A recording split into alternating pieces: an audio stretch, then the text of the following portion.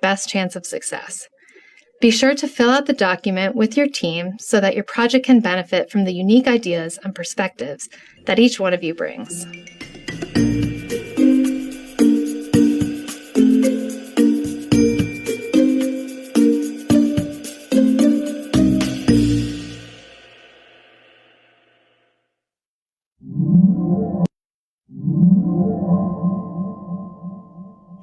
So why does everybody need to understand the basics of improvement? Well, essentially, we don't really know the answers to our biggest complex quality and safety issues today.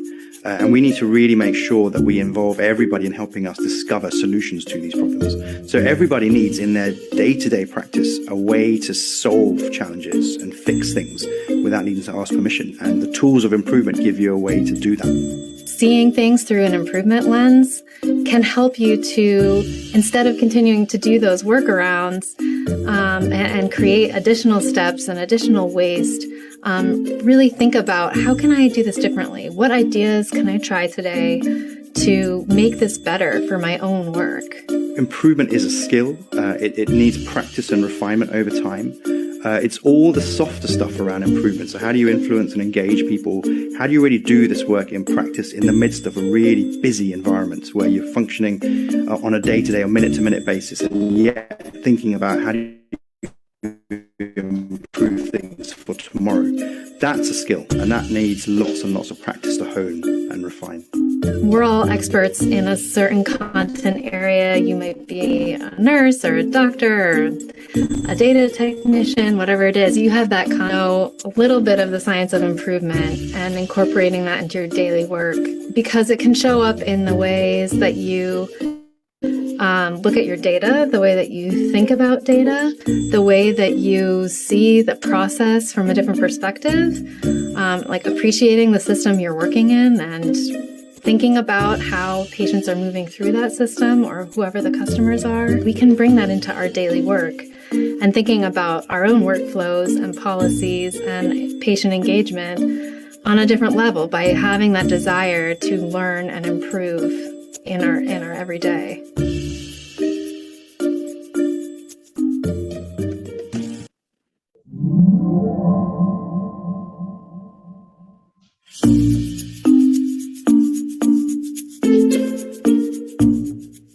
The Patient Safety Essential Toolkit contains a number of different interventions that we have found very useful. They are tools that any organization can use to try to understand what's going on in our system. How do we change the culture? What are the things that we need to fix that we can make better? And how do you make those changes reliable and sustainable over a long period of time? The toolkit contains a description of the intervention itself. Then it also has instructions on how to use it. It has a template and examples of what that might look like when you put it all together. All of the elements of the toolkit interact with each other. They all complement each other in a way that helps you achieve greater patient safety. The first one is always engage patients and families. That's why Ask Me 3 becomes a very powerful tool to begin that process.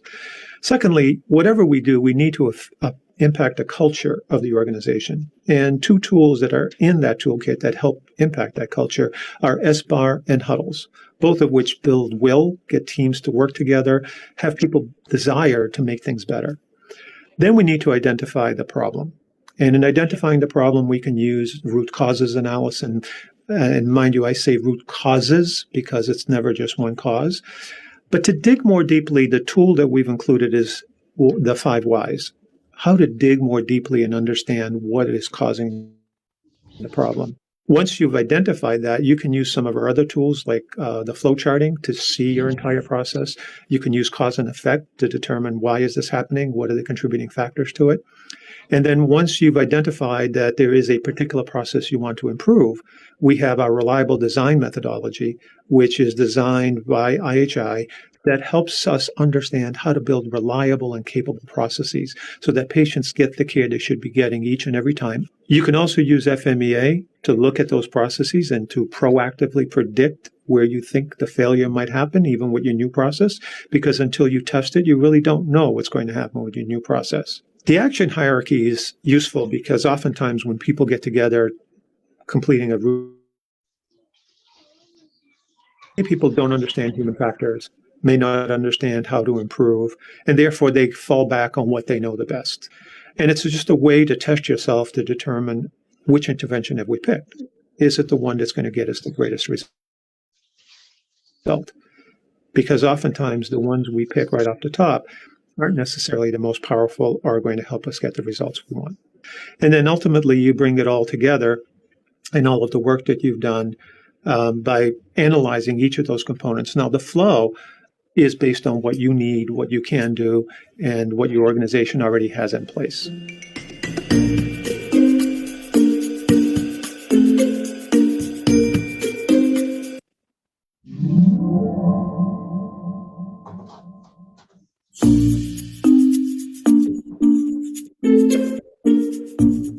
In this video, I'm going to take you on a brief tour of the IHI Project Charter tool. This tool provides a template for developing a charter at the outset of a quality improvement project. As you go through the template with your team, you'll be prompted to answer a series of questions. Take the time to think carefully about the effect each question step before filling out the template. Please be sure to download and save the PDF file to your computer. This will ensure your work is saved. Looking at the first section, this is where you'll input some general information about the project, the names of your team members, your project sponsor, and an overview description. You'll also input some dates for tracking purposes. After adding this basic overview information, the next 3 sections mirror the questions of the model for improvement. Answering these questions as thoroughly as you can at the beginning of the project and periodically coming back to them is a great way to stay on track and continue to reflect on what you have learned. The first question, what are we trying to accomplish, prompts you to clearly articulate the problem you're trying to solve. Describe the goal of the improvement in general terms and the rationale for the project. That is, how does the improvement project address the problem you've identified? There is also space to list the beneficial outcomes you're expecting. Conclude this section by writing your complete aim statement. This is your official statement of what you're trying to accomplish. Good, for whom, by when. Look for an example in the template. Moving on to the next section, how will we know that a change is an improvement? This part is all about measures. You should usually have 1 to 2 outcome measures. The measure or measures you are ultimately trying to move. 3 to 5 process measures. Measures for the core processes or changes that will influence your measures to help you monitor other parts of the system that could be affected by your change. In the last section, what changes can we make that will result in improvement? You'll be thinking more specifically about your ideas for improvement.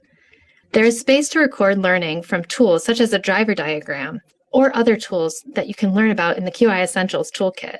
Jot down any initial ideas you have for tests of change and specific people or groups of people whose support you'll need. There is also a space to consider potential roadblocks and constraints. Taking the opportunity to plan and think ahead with this charter template will give your project the best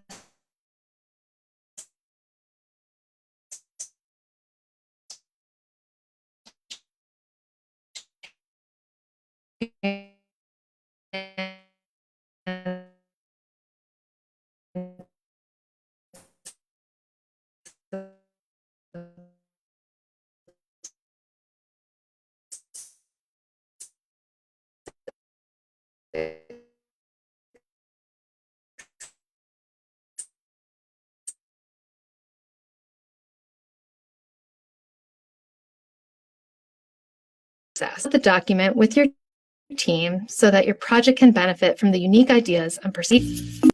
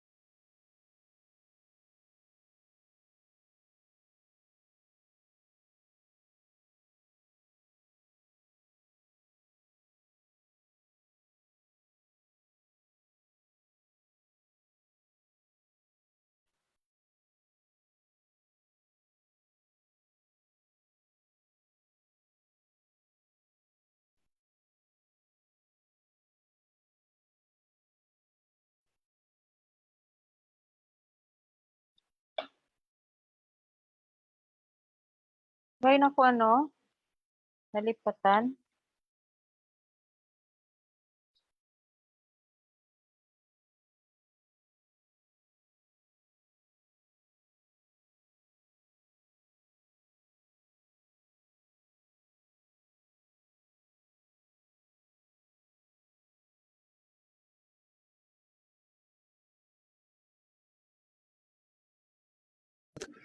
Because oftentimes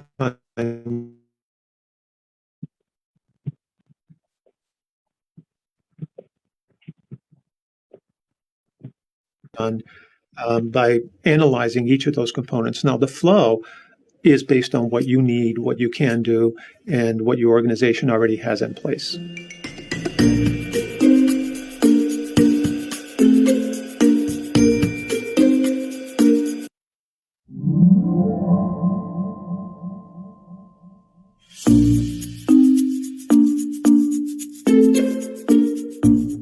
In this video, I'm going to take you on a brief tour of the IHI Project Charter tool. This tool provides a template for developing a charter at the outset of a quality improvement project. As you go through the template with your team, you'll be prompted to answer a series of questions. Take the time to think carefully about the effect each question might have on your project. If you decide some questions are not important or you're not ready to answer them yet, go ahead and skip them. As always, every project is different. As a first step before filling out the template, please be sure to download and save the PDF file to your computer. This will ensure your work is saved. Looking at the first section, this is where you'll input some general information about the project, the names of your team members, your project sponsor, and an overview description. You'll also input some dates for tracking purposes. After adding this basic overview information, the next three sections mirror the questions of the model for improvement. Answering these questions as thoroughly as you can at the beginning of the project and periodically coming back to them is a great way to stay on track and continue to reflect on what you have learned. The first question, what are we trying to accomplish, prompts you to clearly articulate the problem you're trying to solve. Describe the goal of the improvement in general terms and the rationale for the project. That is, how does the improvement project address the problem you've identified? There is also space to list the beneficial outcomes you're expecting more specifically. Conclude this section by writing your complete aim statement. This is your official statement of what you're trying to accomplish, specifying how good, for whom, by when. Look for an example in the template. Moving on to the next section, how will we know that a change is an improvement? This part is all about measures. You should usually have 1 to 2 outcome measures. The measure or measures you are ultimately trying to move. 3 to 5 process measures, measures for the core processes or changes that will influence your outcome measure. And 1 to 2 balancing measures, measures to help you monitor other parts of the system that could be affected by your change. In the last section, what changes can we make that will result in improvement? You'll be thinking more specifically.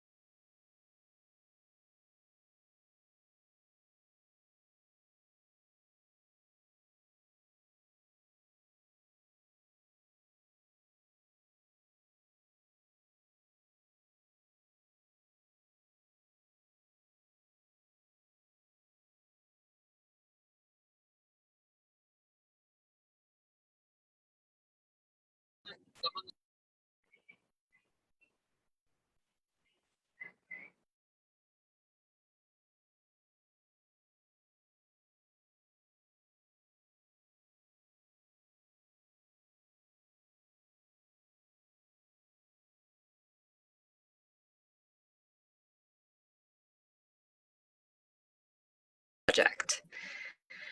As you go through the template with your team, you'll be prompted to answer a series of questions. Take the time to think carefully about the effect each question might have on your project. If you decide some questions are not important or you're not ready to answer them yet, go ahead and skip them. As always, every project, just be sure to download and save the PDF file to your computer. This will ensure your work is saved.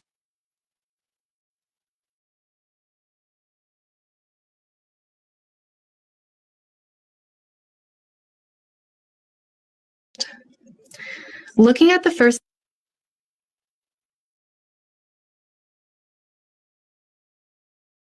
section, this is where you'll input some general information about the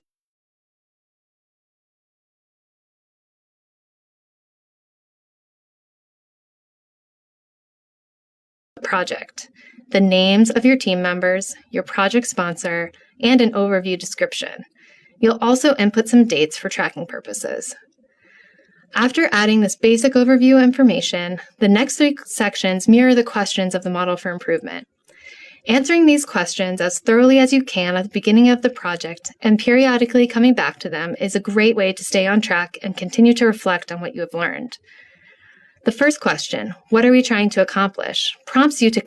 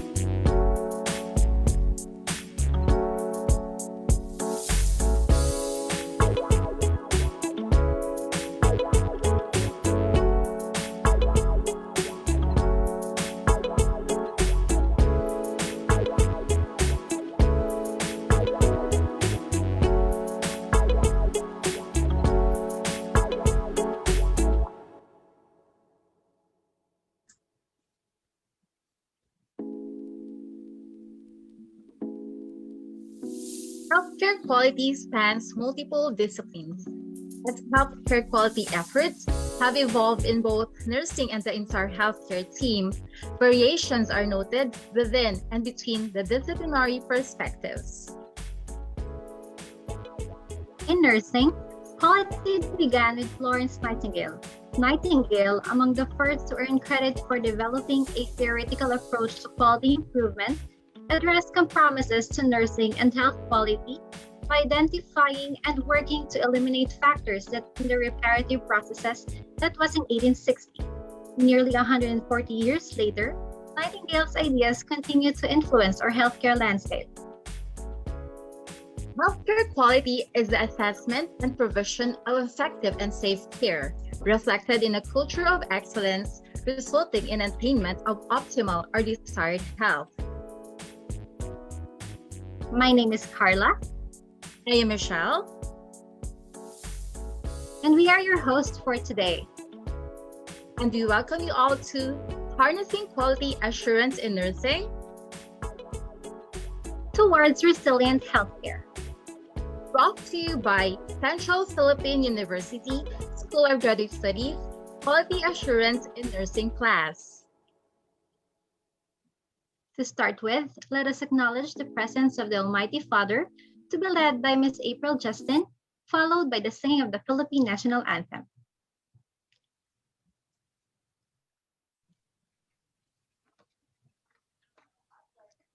Let us put ourselves in the presence of the Lord. Father God, thank you for the gift of life and the blessings you have bestowed on us. We thank you for everyone gathered here now. Thank you for allowing us today to meet and learn in this webinar. We thank you for our speakers as they share their knowledge to us. Bless also the facilitators of this activity, that we may be able to fulfill our responsibilities and the objectives that have been set may all be achieved. We offer everything to you, Lord, during this webinar. May we ask for your blessings and divine providence, that the activities set for this undertaking be successful, effective, and beneficial to all of us. May we be able to absorb all the knowledge and put it into practice as we go about our daily task after this webinar. This we ask in Jesus' name, amen.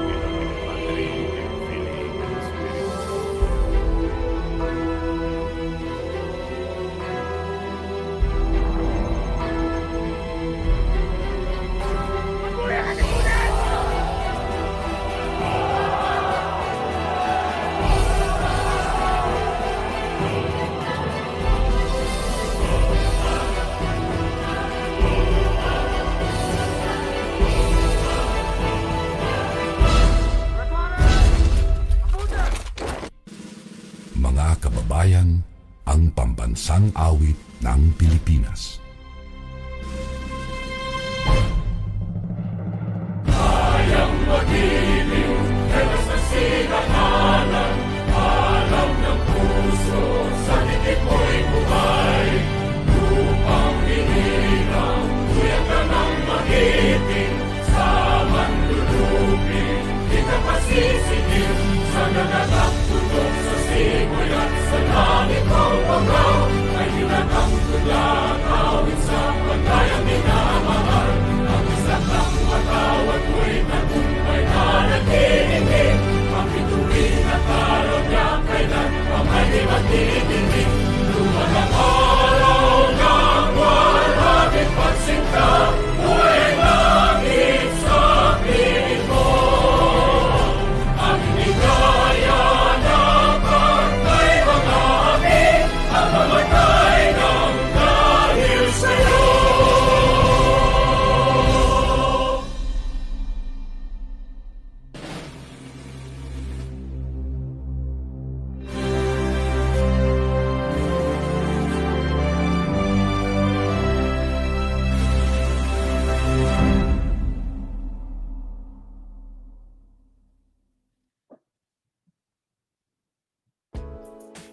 Today's learning session is not just about gaining new knowledge or competencies as regards to quality assurance. We are very much delighted to have with us today diverse nurse professions and students from 100 plus unique agencies locally and internationally. Not be able to recognize you one by one, but feel free to type in the chat box the institution that you are representing for the rest of the participants to see. Again, a sincere thanks for joining us today. Okay, can you please type in our chat box from which part of the world are you? Right? We have here from WVS-UMC Iloilo. Welcome, Manila Med Philippines. WVMC Iloilo.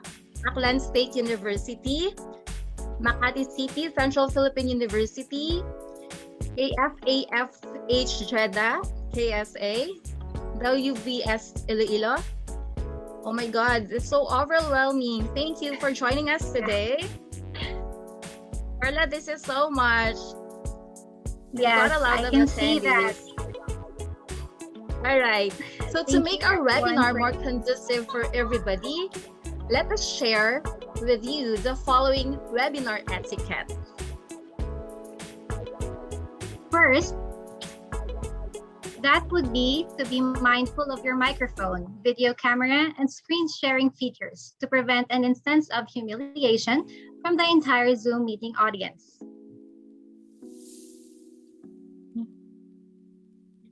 Second, listen attentively to give respect to the speaker and put your heart into the message being delivered during the discussion. Third, stay on mute unless recognized by the team. If you would like to speak, click the raise hand button on the Zoom meeting so the admin may notice you.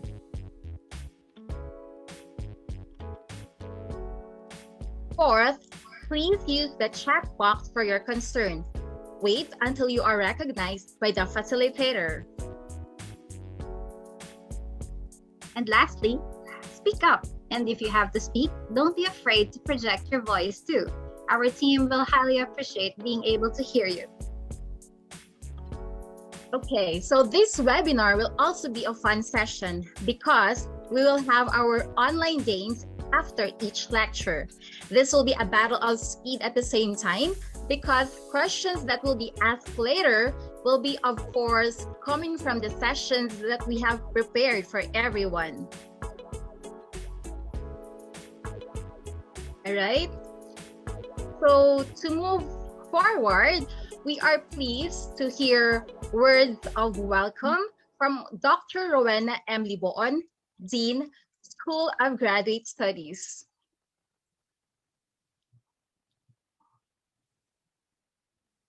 Good afternoon, especially to our participants in this afternoon's webinar on harnessing quality assurance in nursing. A special welcome is also extended to the resource persons in today's webinar, namely Mr. Rodemelmar Maceda and Mr. Rahal Hakim Daleno. Your expertise on these topics are very much appreciated, and I hope our students will learn a lot from our activity this afternoon.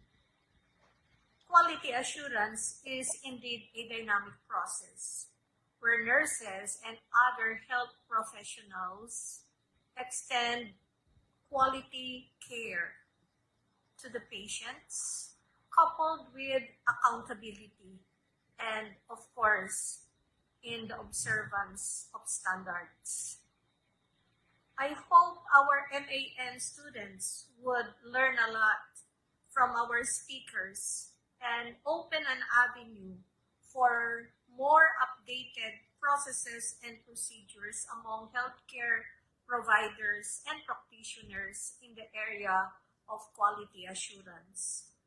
The School of Graduate Studies is blessed to have Mr. Jake Sapul as one of the professors in the master program for nursing, and that indeed his expertise on quality assurance is very much welcome.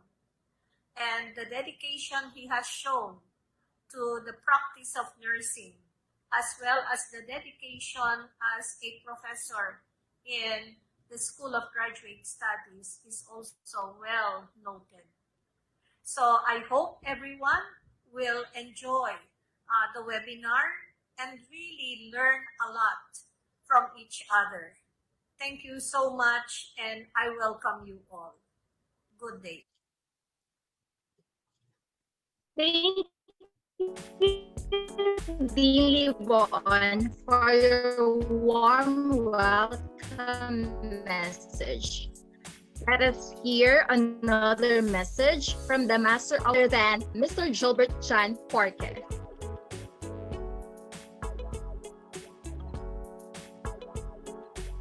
Fellow nurses, colleagues in the healthcare industry, our resource persons, Dean Dr. Joanna M. Libuon, and dear audience who all aspire for quality, Centralian greetings.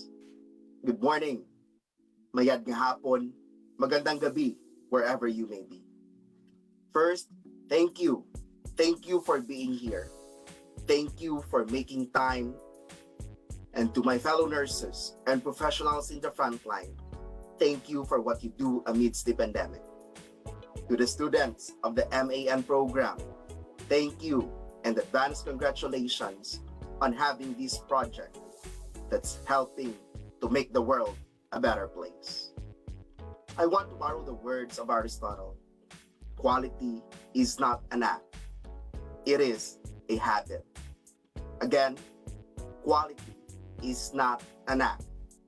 It is a habit. Colleagues in this noble calling, you are investing your time here today because you might just be curious on what is QA, or you just want to spend a little time learning something over a cup of coffee, or you are maybe aspiring to make use of your certificate for self-directed learning on your CPD. Whatever your reason may be, I hope that in a way or another, we have a common ground on aiming for quality. Not just for attendance, not just for the purpose of requirement. At least make it a goal that you will improve the quality. May that be the quality of your company, that of your department, your own patient care, or even yourself. Quality over quantity is what we always demand for. We want quality, but when the hospital starts doing audit, set key performance indicators, and use metrics, most would mumble and complain. Or if not, they do not understand what these terms refer to. We want the best, but when instructed to change and revisit the policies, we tend to resist. This has been more evident when COVID emerged. Systems abruptly changing, some even thriving in order to survive. As we face these trials, I hope that this webinar will engage you to appreciate quality assurance even more. We are blessed to have in our midst nurses who don't just dream of quality, but work for it. Our resource persons who will be introduced later on. On behalf of the Master of Arts in Nursing program of Dear Central, the faculty, and its alumni, I am looking forward to your warm engagement today with the goal of harnessing quality assurance in nursing towards resilient care. Once again, maayong hapon and welcome to this webinar. Okay, so thank you, Mr. Porca, for your message. At this point, let us now proceed to the lecture proper. Please take note that we will be having an open forum after each lecture and a quick activity thereafter. Listen closely so you will get a chance to win prizes that we have prepared for you.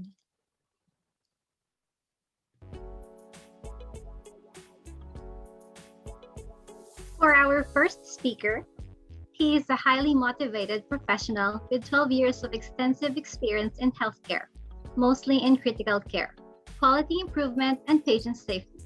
Experience in quality improvement, research, development, and innovation, and patient safety. He is currently working as a charge nurse for the Nursing Quality Department at Prince Sultan Military Medical City, Riyadh, Kingdom of Saudi Arabia. Let us hear from Mr. Rodamel Mar Maceda, who will discuss on continuous quality improvement programs in nursing. Straight from KSA, Mr. Maceda, the virtual platform is now yours. Hi, Karla. Thank you very much for your introduction. Before I start, I'd just like to know whether I'm clear. Is my audio clear? Yes, Rod. It's very audible. Thank you. Thank you very much for confirming that. So let me share my screen. Okay.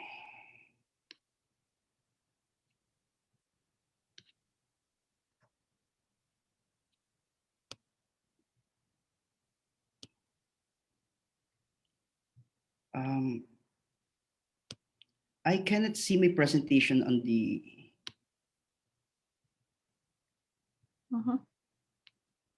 I cannot see my presentation on the share screen. Let us assist you with that, Sir Rod. 1 minute. Okay, I'm sorry. Can we request that the technical team?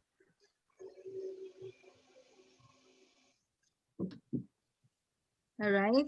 So while we're waiting for fixing our technical problem, can we know again the other participants from the other parts of the world? We have here PSMMC Riyadh KSA, National University Hospital Singapore, SBCC Dammam KSA, Saudi German Hospital Hail KSA, PJSMMCEH, WVMC.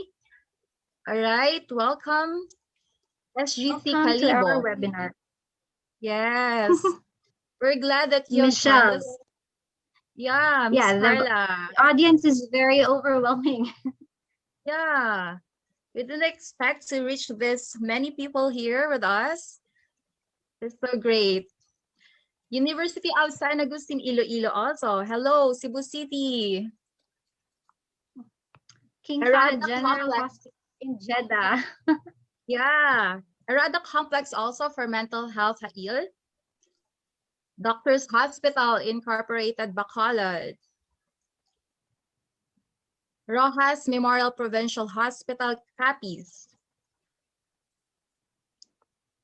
So both Philippine Air local Force, and Cebu international. City. Yes.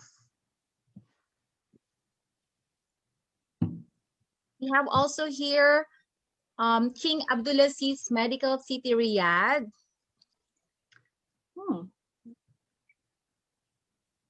So we've gone international. HUGF Clinic Management Iloilo. Hello, welcome everybody. Thank you for joining us today. All right.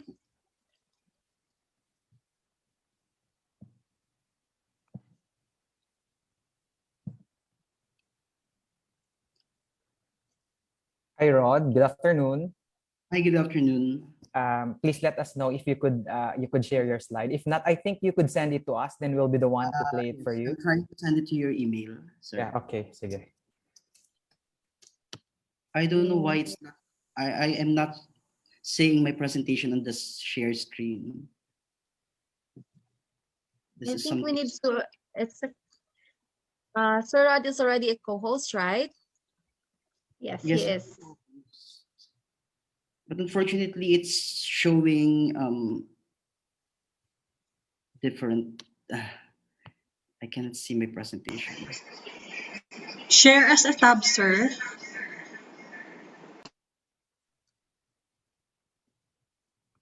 So while we're waiting for fixing our technical problem, let's shout out to the nurses of Vicente Soto Memorial Medical Center.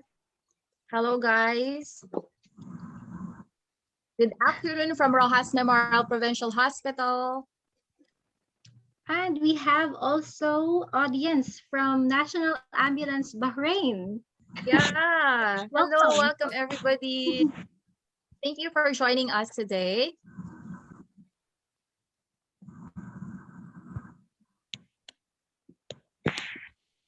Also audience from Negros Occidental. Yeah, welcome guys. Hello.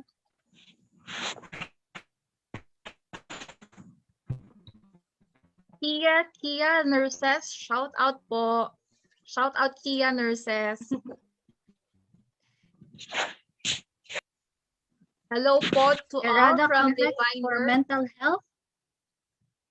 Yeah, hello Crescille, everyone. Saudi Arabia. Yes, and also Ma'am Karla from Divine Word College of Banged College of Nursing. Hello everyone. Thank you and welcome to our webinar.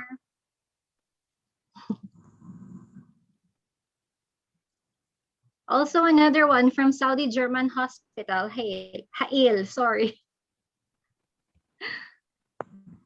God bless the Centurion family. Stay safe, everyone. Thank you so much.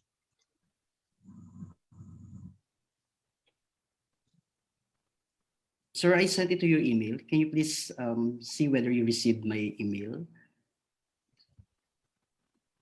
Yes, Rod. I'll check on it for a while. Thank you very much. Sorry for the. It's okay. It's okay. These things are normal. I would like to ask our participants and delegates to please stay with us. Yes, and I just would like to remind everyone that please listen to our lectures later, because after each lecture, we're going to have games and we're going to give out prizes. So this would be a fun session for today. And please bear with us with our technical problems. Later on, we're going to make sure that it's going to be fun for everybody. Right, Karla? Yes, we are working on it right now. And we also have messages. Hello from Ornap Iloilo chapter and Ramon Duremdes District Hospital. Hello from University Hospital Sharjah, UAE. Would you believe that? Hello, everyone. Thank you and welcome. Yeah, it's really nice to know that nurses from different parts of the world are gathering in this one-of-a-kind activity. So this is an opportunity also for us to learn from each other. Hello, everyone. Welcome. Yes, and later on, if you have any insights or suggestions or recommendations, you can share it with everyone. Okay, so thank you very much, our dear hosts, for the ad-lib and spiel. So Sir Rod, please let me know if you could now see the slides. Let me do the honors of clicking the slides for you. Thank you very much for that. Very much welcome. Projected on my screen now. Yes, and we can view it as well, Sir Rod. Okay, thank you very much for that. So, continuous quality improvement is a management philosophy used by organizations to better their processes. In this presentation, you will learn how continuous quality improvement is a part of your group's culture, how it benefits an organization, and about the current methods of implementing the CQI. Before I go further in my presentation, I would like to give words coming from one of the pioneers of quality, W. Edwards Deming. If you can't describe what you're doing as a process, you don't know what you're doing.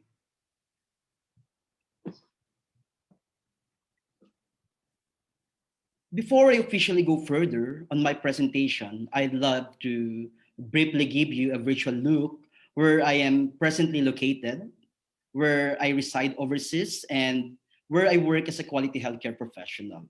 So as previously mentioned during the introduction, I am based in Riyadh, Saudi Arabia. In this slide, you can see a panoramic view of Riyadh city, where I have been working as an OFW for more than 6 years. On the left is the city center, and on the right is the iconic Riyadh Kingdom Tower Center, or also known as the Al Mamlaka, which is can opener in English, which clinch a vision of the future with the sky bridge, which commands a remarkable view of Riyadh city. Next slide, please.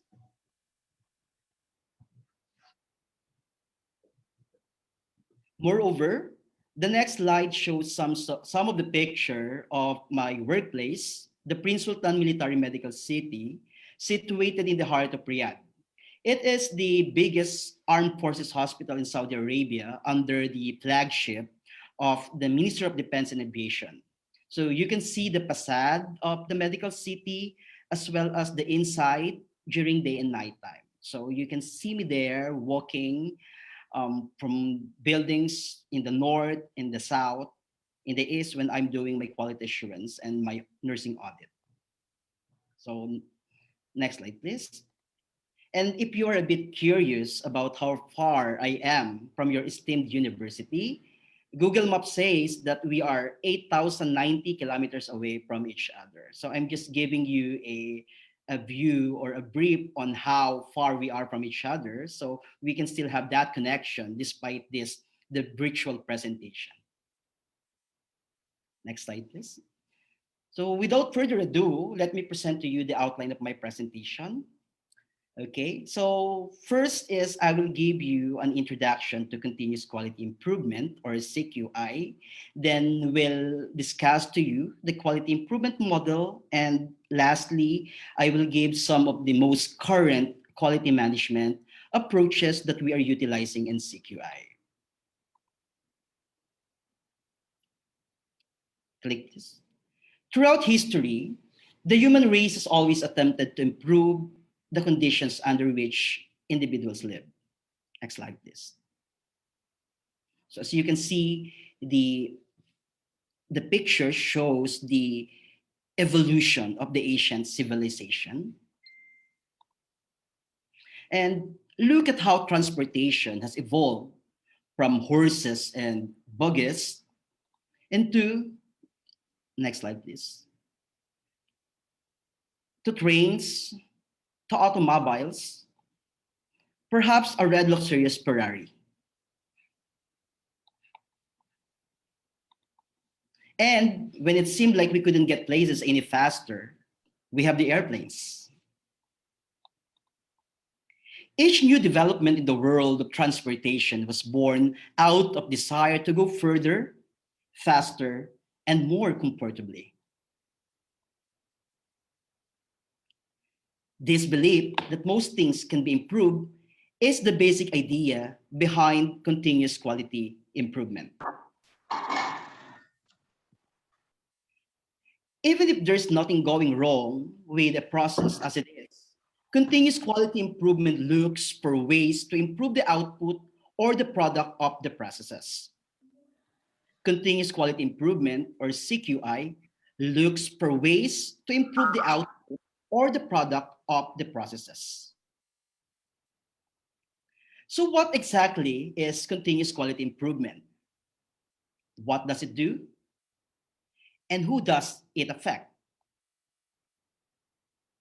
So let us first define quality. What is quality?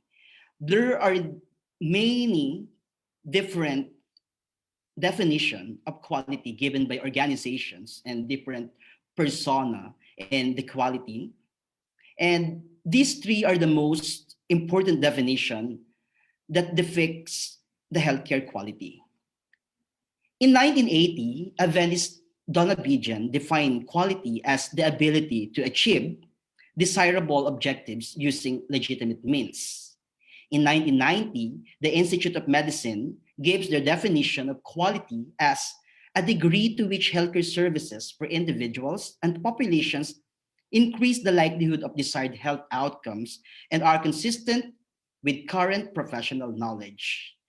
And more recently, the World Health Organization in 2018 defined quality as the degree to which health services for individuals and populations are effective, safe, and people-centered.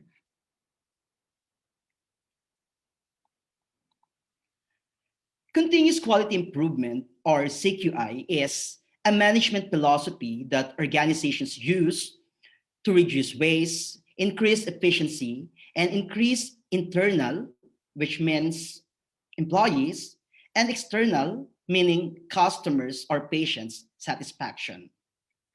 It is an ongoing process that evaluates how an organization works and ways to improve its processes.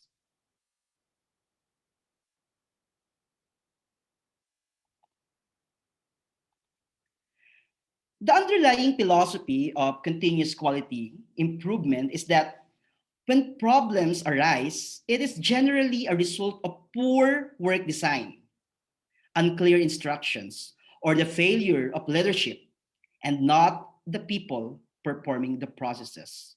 I repeat, it is the result of poor work design, unclear instructions, or the failure of leadership, and not the people performing the processes.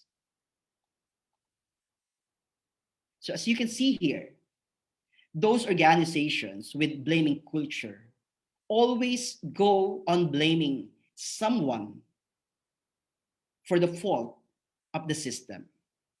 Many quality professionals says that human factors is only 1% of the problem. It's always system which is the problem. But for those organizations that utilize continuous quality improvement, as most do in some form of another nowadays, how they improve their products and processes permeates the culture of an organization. It's not just for the management team to worry about. The philosophy behind CQI stresses the need for teamwork among all levels of employees and maintain that all employees are valuable members of the team. Assuming that employees are doing the day-to-day work that keeps the organization running, we are better equipped to suggest changes than perhaps the leaders are, who often are dealing with more bureaucratic matters. As such, employees are encouraged to analyze their work processes and make suggestions as how to improve them for the good of the company or the hospital.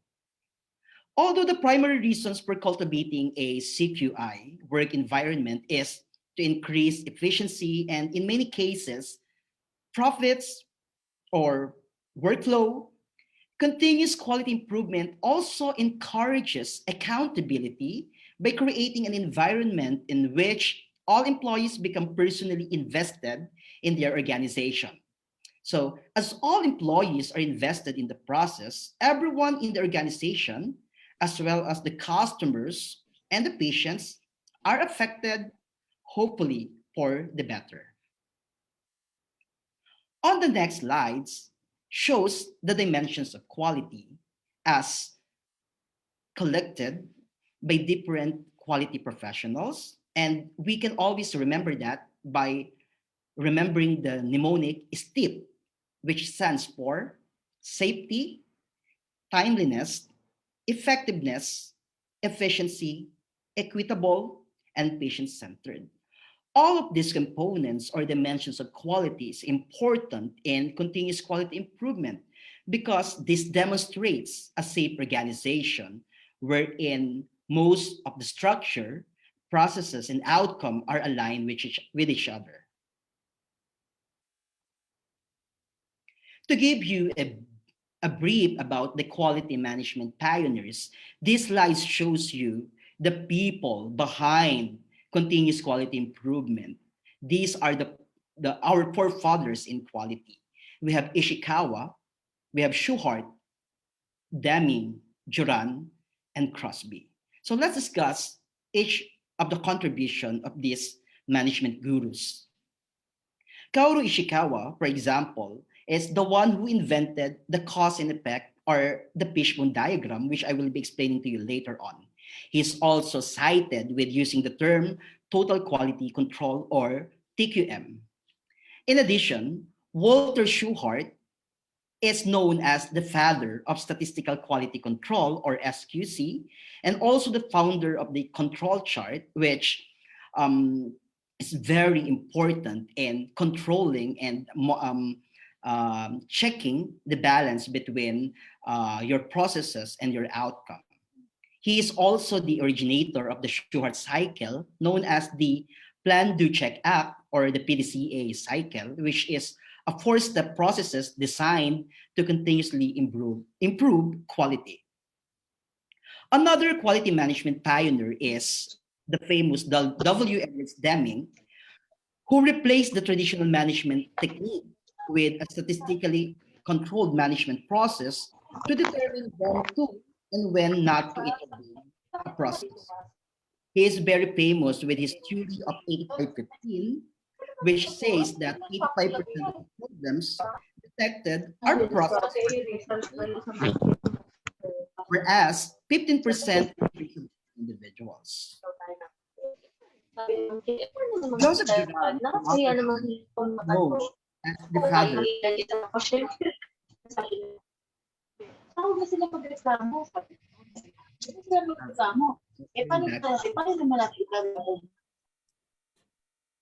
To continue, Joseph Duran, on the other hand, is known as the father of quality and states that quality is freedom from deficiency.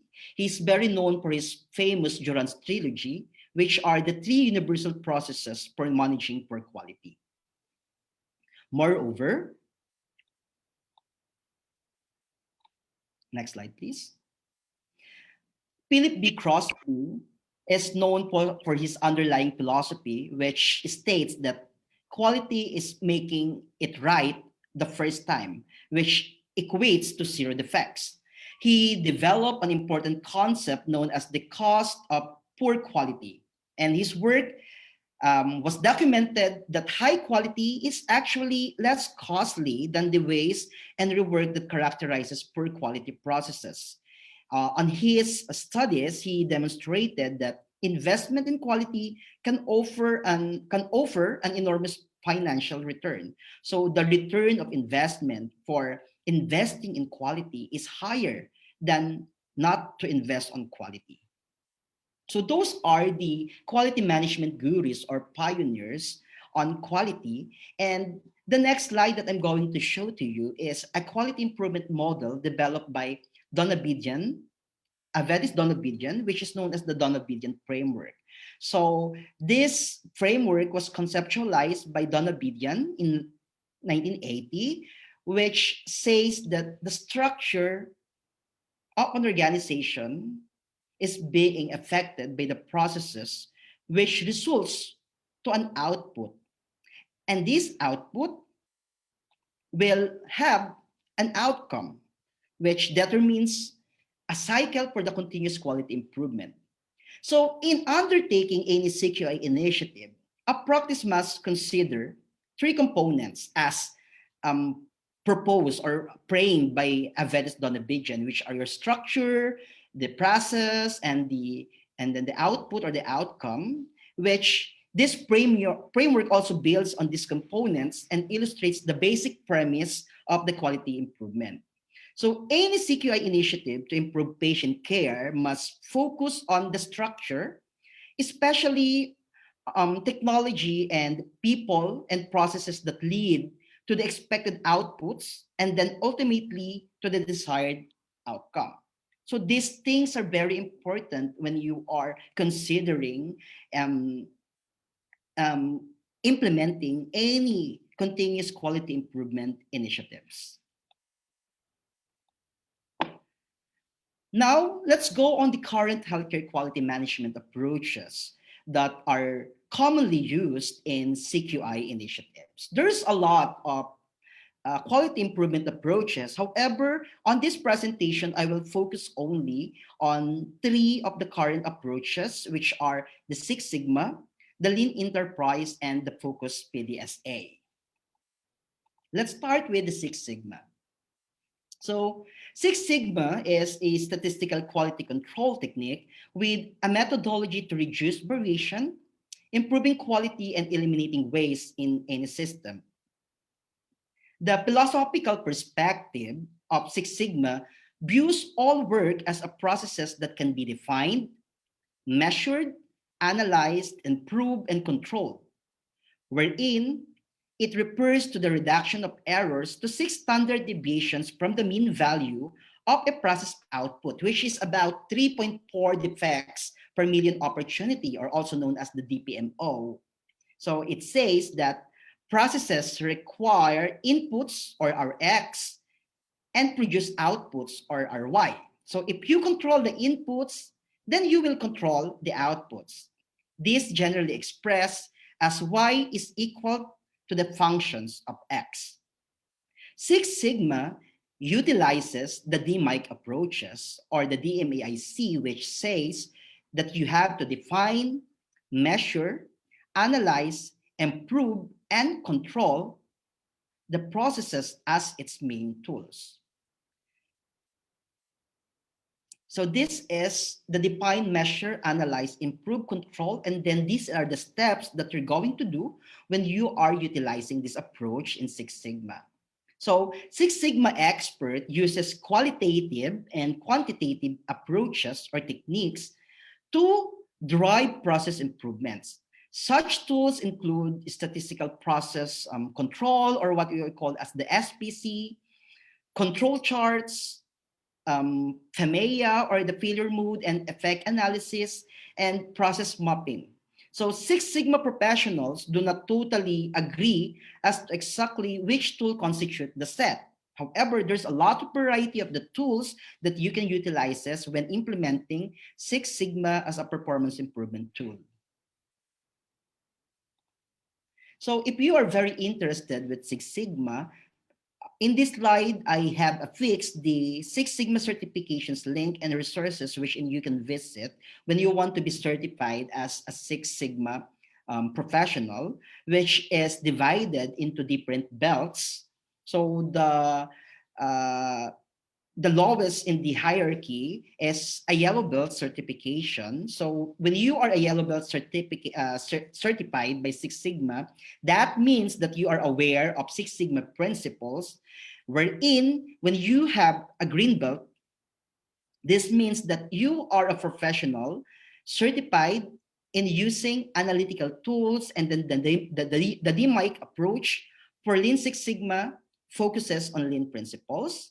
And when you fortunately achieve a black belt certification, that means that you are now a full-time project leader.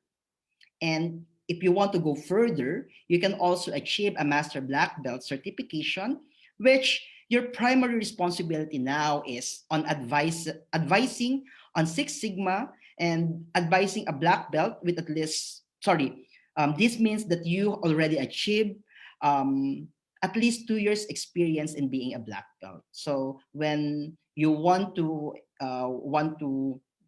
go further with your professional career, this is one of an opportunity that you may want to try to at least get a certifications for Six Sigma. So when while Six Sigma is focusing on reducing variations to improve quality, Lean Enterprise, on the other hand, reduces defects by effectively solving problems. So I always remember Lean Enterprise. The definition is by thinking that lean means to leanness or to clean. Leanness to clean the waste in the organizations. So the goal is improve process through waste elimination and cycle time reduction in utilizing methods such as implementing lean tools such as the Kaizen events, value stream mapping, your TPM, and etc. So in our organization, there are a lot of ways which I also memorized by using the mnemonics as downtime. These are the ways in organizations. D for defects, O, overproduction, W for waiting time. It's also a waste in an organization. Non-utilizing talents of your staff is also a waste. Transportation, inventory, additional motions in the processes, and extra processes in any process charts are also considered as waste. So those are the 8 ways that you have to avoid in an organization. Further, I will focus more on the focus PDSA improvement methodology, because this is the most common methodology that we use in performance improvement. So what is focus PDSA? Focus PDSA, this is derived from the focus PDCA, or the previous one that was developed by Schuhart cycle, which was later on evolved into a PDSA, which is an improvement methodology that can be used to change how a service is provided based on data to support the changes. It can also be used to measure the impact of the change. So this is divided into 2 parts, the focus and then the PDSA. The focus are the sequence for an area of improvement identification. When you want to identify the problem or an opportunity for improvement, we're going to utilize the focus. Wherein, when you refers to the cycle through a process of improvement, we are now going to apply the PDSA cycle. Next slide, please. So let's discuss the focus. Focus means find, organize, clarify, understand, and select. So there are different steps on these approaches. First is find an opportunity for improvement. After that, you are going to organize a team who is knowledgeable in the process and clarify the current knowledge of the process, then understand process variations, or what are the root causes of the identified problem, after which you can now select a strategy for process improvement. So I will discuss it one by one, although it's brief, but the first is finding an opportunity for improvement, which you need to know what are the problems or an area for improvement that are relevant to the organization's mission or strategic objectives. And it should be owned by the department, area, or unit that is doing the improvement. In addition, it should be able to be tracked and monitored on a regular basis, and it has a clinical importance. So part of the clinical importance that we utilize when identifying a problem is based on high volume processes, high risk, and high cost. So these are the areas for improvement that we usually identify in an organization by different sources, such as your KPIs or your key performance indicators, your incident reports, and different other sources.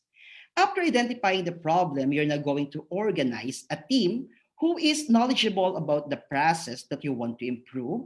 So you have to find people who are well educated in performance improvement efforts and who will be able to help you in improving the performance and the outcome, and who can use the data and information to make an informed decision.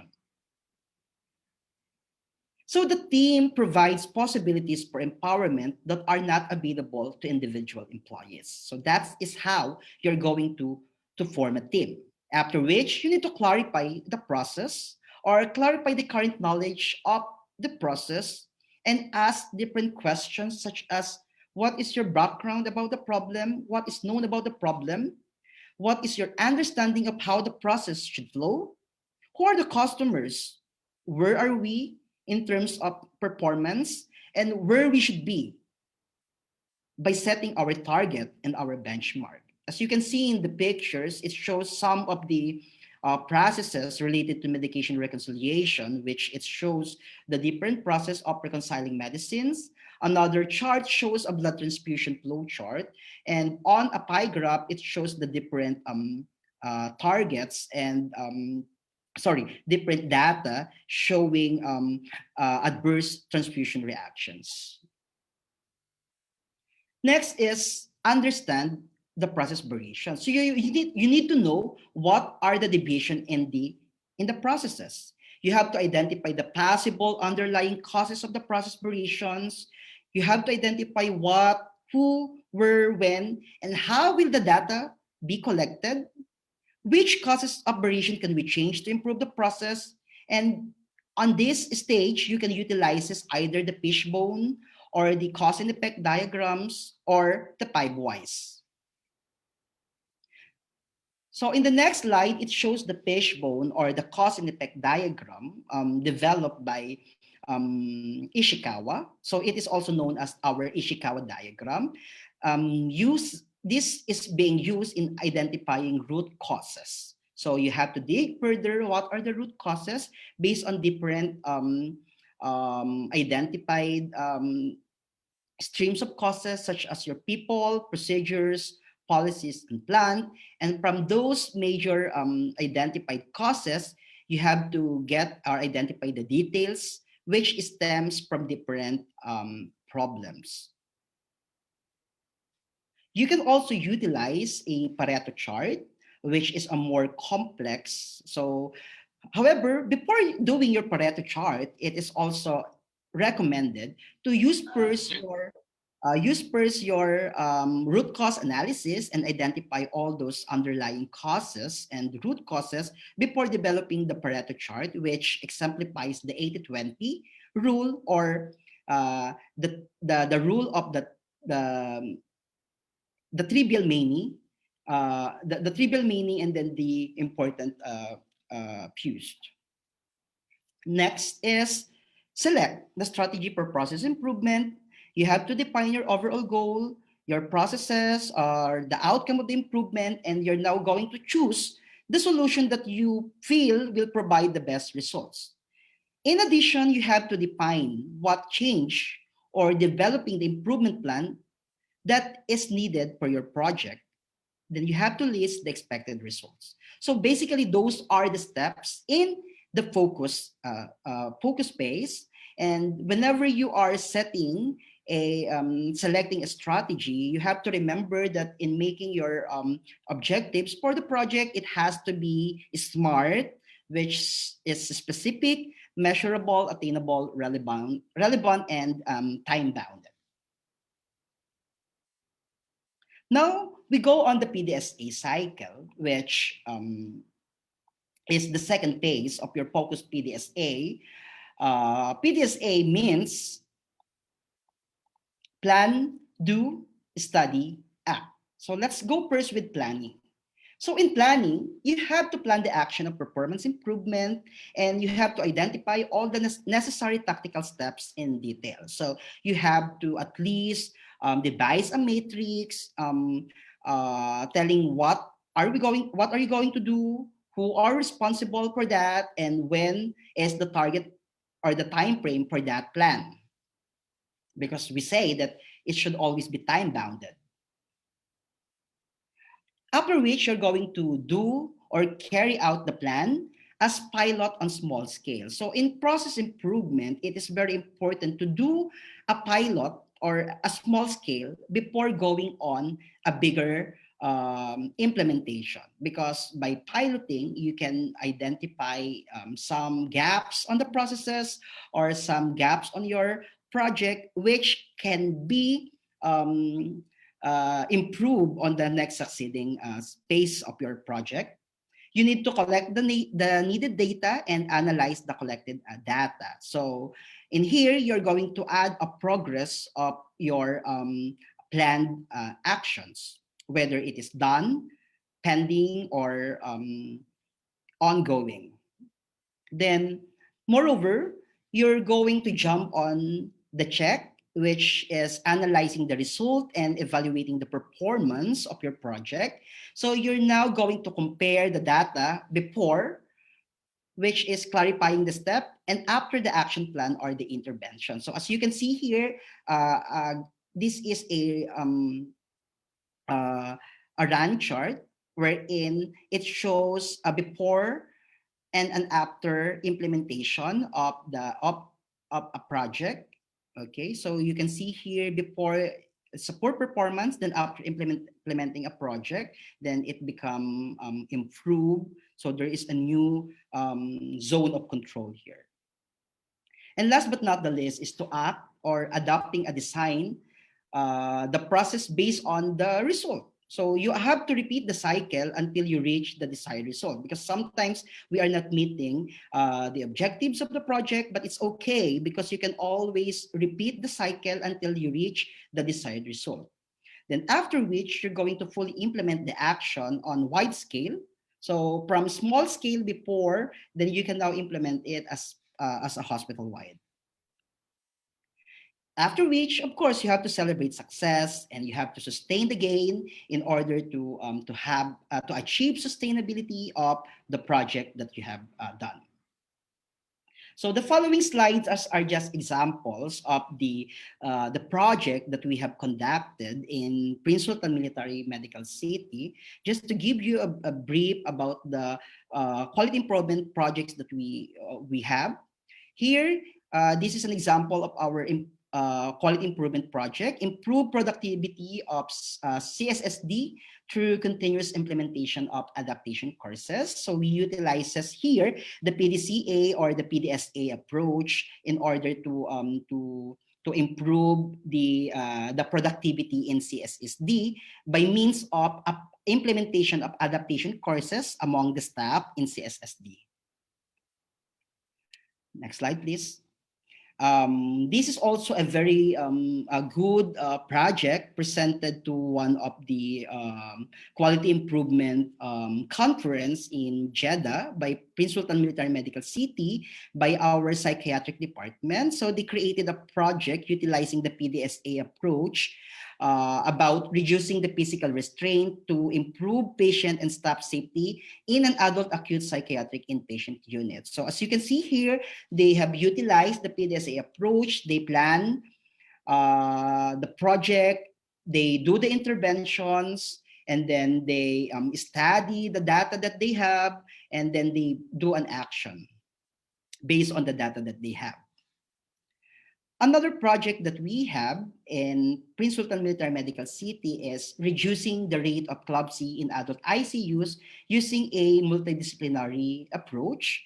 Wherein in this project, the aim of the project is to reduce the CLABSI in critical care units. So in PSMMC, we have 3 critical care units. We have GICU 1, or General ICU 1, General ICU 2, and our Emergency Department ICU, wherein we also utilizes the focused PDSA approach in reducing this CLABSI. So as you can see here, these are the sample of the application for quality improvement project that we need to submit in our continuous quality improvement department before we can move further on our quality project initiatives. So these are just an examples.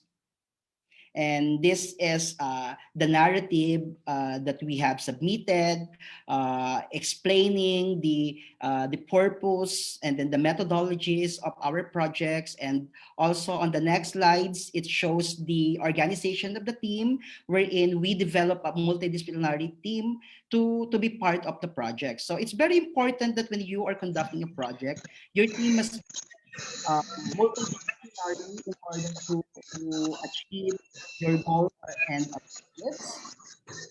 On the succeeding slides also, you move further. Next slide, please. You can also see the data that we have collected before the implementation of the project, and it is being compared to the data that we monitored over time. So as you can see here, these are the CLABSI rate in our 3 ICUs, as well as the utilization ratio of the center lines in adult intensive care units. So you can see here the data is a bit erratic during the COVID-19 pandemic because there are deviations with the processes, because our infection control department is more focused on the COVID pandemic rather than the other HIIs in the organizations. That's why we have started this project, because we determined that there are problems with the central lines at ICUs. And we understand the process by implementing root cause analysis. We utilize the driver's diagram in order to know the problems that we have. And we also, next slide, please. We we also conducted the fishbone diagram, identifying what are the underlying causes of the high incidence of Club C in the adult ICUs. And aside from that, after doing the root cause analysis, we also conducted a Pareto chart of the root cause analysis that we have derived in Club C in the adult ICU. So these are the underlying causes, and we identify what are the vital cues, and then the useful many in the 15 root causes that we have identified.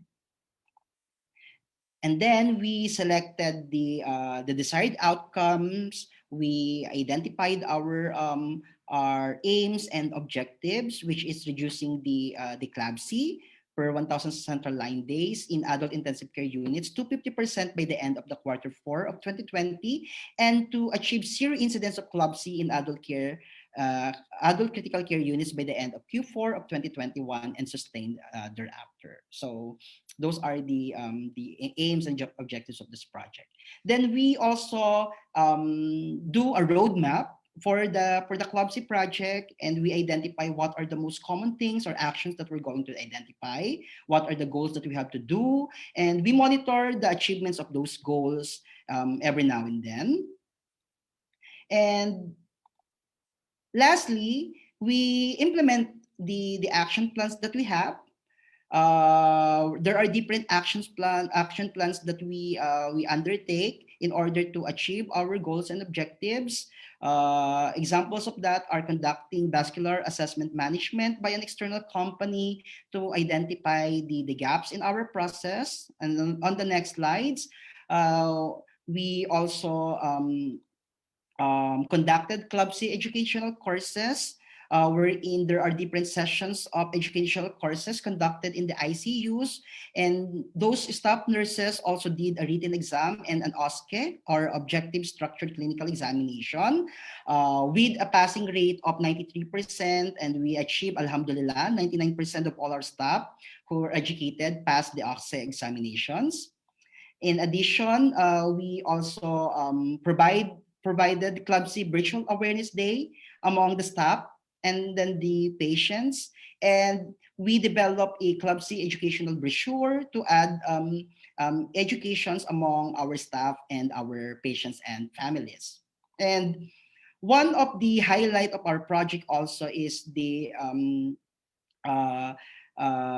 launching the 365 days without Club C. And on the next slide, please. This is an evidence-based practice. Go further, please. So the 365 Days Without Club C initiative, which aims for transparent reporting of incidences of Club C across PSMMC, in particular to critical care units. So this is very nice initiative. During the implementation of our actions, we actually achieved 156 days without Club C in both our GICU1 and EDICU. And still, we have some gaps in GICU2 with 63 days without Club C. So on the next slide, you will see some of the data that we have. Go further, please. Like our run charts, and then the run charts for our Club C incidences before the implementation of the project and during the implementation of the project. We also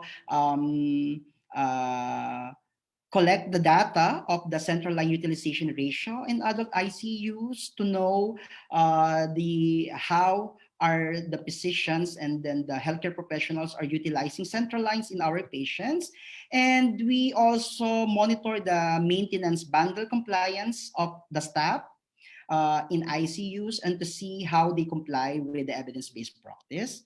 On the next slide, you will see this is the actual nursing sensitive indicators quality board in the adult ICUs, where it shows the indicators that we are monitoring.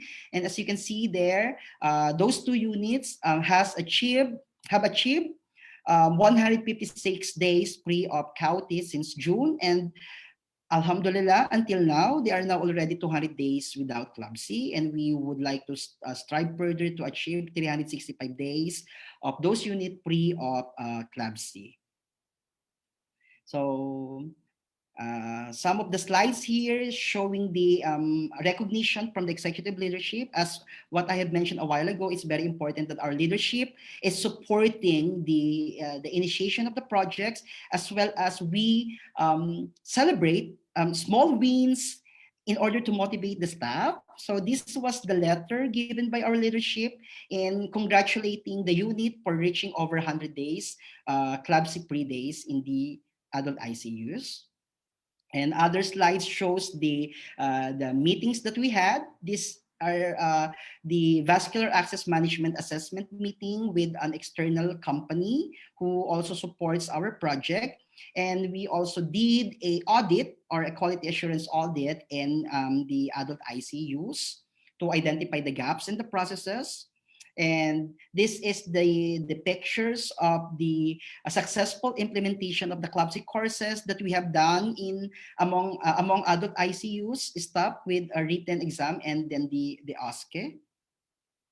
We also have the successful launching of the Club C Virtual Awareness Day involving patients and their families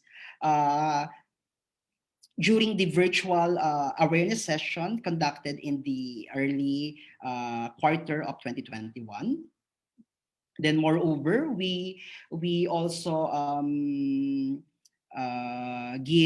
circulated memorandum among the physicians in controlling the device days in the ICUs and the modification of the site preferences, which is advocating for the subclavian site as the preferred site for central venous catheters. And this is a sample of our monthly regular meeting of the Club C project multidisciplinary team at the PSMMC boardroom. This is the quarterly meeting with PSMMC leaders as well as the members of the project in order to track the progress of our quality improvement initiative. And lastly, I would like to thank everyone for giving me an opportunity to present to you the continuous quality improvement initiative of our hospital at Prince Sultan Military Medical City. And always remember that together we will make it happen. And these are my references. So if you have questions, I will be very honored to answer that. Once again, thank you very much.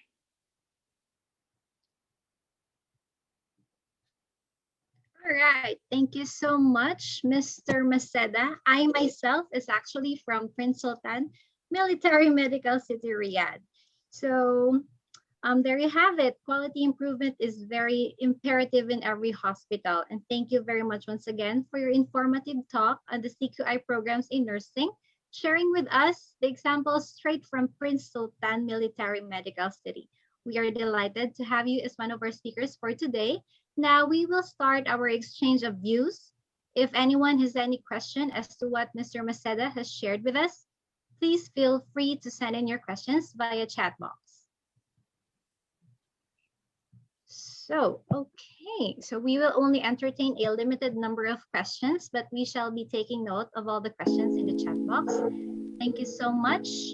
So we have here our first question to Mr. Maceda. Will CQI programs affect the resiliency of the organization? And can you share your thoughts on this, please? Thank you very much for that wonderful question. So yes, of course, any CQI initiative are imperative or very important in an organization. So speaking on resiliency, the past year or because of the pandemic, continuous quality improvement initiatives are varied based on the importance or based on what is necessary for an organization, what is important for an organization. So sometimes in those times, like in terms of pandemic, some of our CQI initiatives are stopped because we focus more on controlling the pandemic. However, in terms of resiliency, because we want to sustain the gain or the improvements that we have initiated, we have to know, we have to think that these CQI are very important factors of improving the processes, and even there are pandemic, you have still to look into this and to sustain the gains whenever possible. So yes, it affects the resiliency of an organization, but it's still within the support of the leadership as well as the champions in determining the success of your quality improvement projects. Okay, so All right. Thank there's you. another. Yes, there is another question. He or she would like to ask, what is the difference between the study and check and PDCA or PDSA? Okay, that's a very good question. As I had mentioned a while ago, the PDCA and the PDSA is somewhat similar. PDCA was known before as the Schuhart cycle. However, it was first implemented by Schuhart, but it was evolved. It was improved into the PDSA, wherein the check is replaced by study. So the only difference in this methodology is that instead of only checking the data and then the improvement of the or the performance, now you're going to study or to continuously study the project. So checking is different from studying, because in studying, you are continuously identifying the gaps in the processes. What are the things that you can do or implement more to improve the processes, and go back to the previous state. So basically, they are simply the same. But commonly, in our organization, we previously utilizes the PDCA approach, but more recently, we shifted to the PDSA, wherein we are utilizing the focus, the Plan, Do, Study, Act. But they are entirely similar. All right. Yes, I remember before in my previous hospital, we were using the PDCA, Plan, Do, Check, and Act. Thank you so much. I hope that answers your question, Miss or Mr. Gadin. And for our last question, Mr. Maceda, are you still there? Ready? Yeah. Yes, I'm ready to answer your question. Sure. Thank you. So for the last question, in a small hospital where I am working, we are aware of CQI, but we do not know how to start CQI. Can you suggest a jump starter activity to that we can work on? Oh yes, of course. So CQI can be done no matter how big or small an organization is, because remember that CQI is a philosophy. So when you embrace that philosophy, it's a culture wherein organization has to embrace in order to improve something. Okay, so basically, it all stems out to identifying a problem. So you cannot start without identifying a problem or an opportunity to improve. So how do you do that? Review your key performance indicators. Review your processes, your structure, your processes and outcome in the organization, and look on the ways or on things that you want to improve that will be based on your strategic objectives. So in doing that, it's also important that you educate the people involved, all the staff, get their buy-in about the continuous quality improvement. Make an awareness about CQI initiatives, do an advocacy, as well as what you can do also is to do quality awareness sessions among your staff, wherein you are going to train them with different methodologies of continuous quality improvement. And it's always important to start small. Okay, do not complicate things. Start only in small. Do pilot studies on quality improvement initiatives before you go on the entire hospital. So because even if you start small and you win, you can celebrate small wins and then replicate that and implement that in the entire organization so you can have a big success. Right. Thank you so much. Did you get that? So we should be celebrating as well our small wins, and we should start small and enjoying, and also to our conducting our pilot study, which is applicable to our organization. And since we still have a few minutes left for our open forum, Mr. Baseda, we have an additional question for you, please. So, yes, please. Sure. So can we use various research methodologies in quality improvement projects like participatory action research, EBP process to come up with revolutionary paradigm to improve hospital process? The question is from Mr. Sherwin. Yes. Lloyd. Thank you very much, Sir Sherwin, for that very interesting question. Yes, of course. Utilizing research, such as participatory action research, is also a shifting paradigm in how we use data and researches in improving something. So we are now moving to a new era of quality improvement, wherein we are integrating research, evidence-based practice, and in improving the quality and then the patient safety. I'll give you an example of on how we are utilizing evidence-based practice in quality improvement. Initiatives.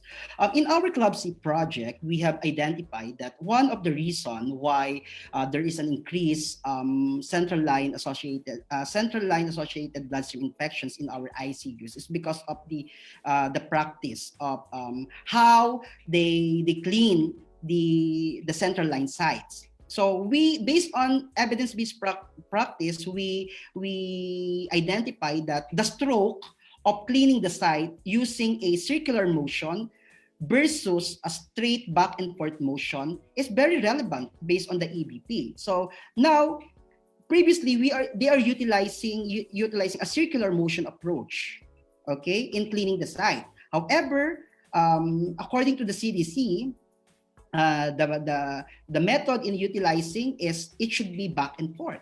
So because of that research, because of that evidence-based practice recommendations, we changed the practice in our hospital, and we are now educating the staff to avoid utilizing a circular motion and utilize the back and forth motion with the friction. Other research integrations in quality improvement methodologies is adapting with the recommendations of governing bodies as well as research organizations. For an example, in our hospital before there are we are changing the IV lines. We have mandated that our IV lines for pediatric and adults must be changed every 72 hours.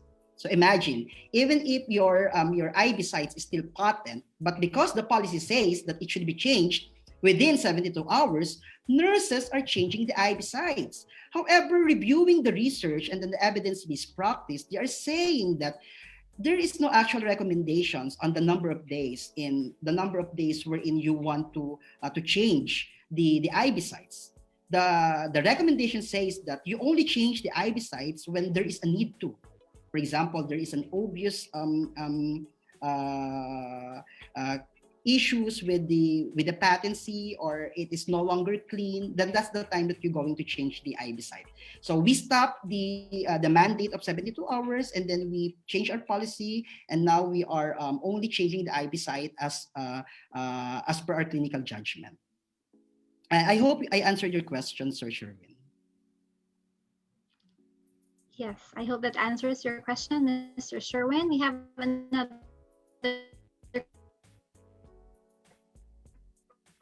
question actually from via chat later. We have a message from Miss Jamaline. Thank you, sir. Working in PSMMC really gave me an excellent experience in my nursing career. It has a full commitment to continuous quality improvement. Well, I feel the same way actually. So at the moment, it is our game time. We have our icebreaker. We have a few questions to ask, and whoever gets to answer them correctly will win 300 worth of prizes, 300 pesos worth of prizes. I will now hand you over to our game master, Mr. Chris Tejada. Take it away, Sir Chris. Okay, so thank you, Karla. I'm Chris, and I'm honored to be your game master. So this is to inform you that there are 2 sessions of games throughout the webinar, and it will take place after each lecture as it was announced earlier. This game is considered a battle of speed and brains, and we will call this game Listen to Win It. Those who are actively listening for sure is worth for a 300 pesos cash, which will be given via GCash once declared to be the lucky winner. What can you do for a 300 pesos after attending a webinar? You can buy a dinner or get another load for your mobile data plan. So here's how to play. 5 questions will be asked after each lecture. That's in this first game, we'll be having 5 winners of 300 pesos worth of cash, which will be sent to you via GCash only. Take note that if you already won a prize, you cannot participate in the succeeding questions. This is to give chance to others. Another 5 winners will be selected after the second lecturer. So stay attentively, listen to our lecturer. Question type can either be identification, multiple choice, or fill in the blanks. The first participant to type the answer correctly in the chat box will be the winner. However, answers should be spelled correctly. So think before you type and click.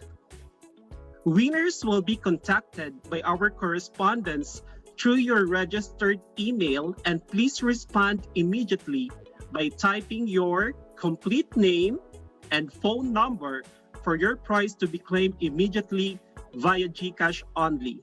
If you have any questions or inquiries for claiming the cash prize, don't hesitate to inform me, Karla, or Michelle, or any of our official correspondents. We are very happy to hear from you.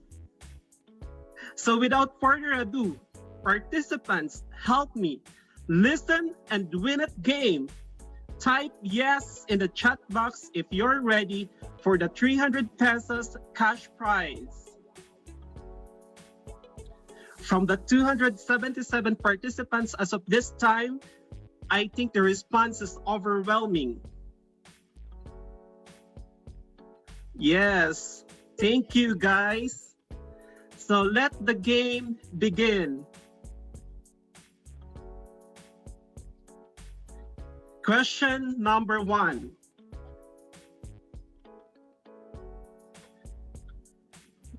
Make sure to answer correctly to get 300 pesos. First question, in the context of quality improvement, who conceptualizes the structure, process, outcome framework?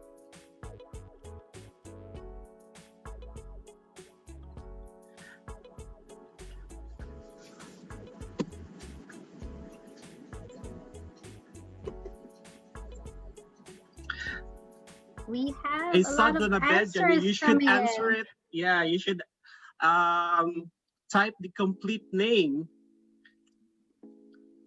The name of Donna Bedjan. I guess you've got a winner. Yes, Right. we do have. So Sir the winner Chris? is, the first winner, as I can see in my screen, Mara Reyes.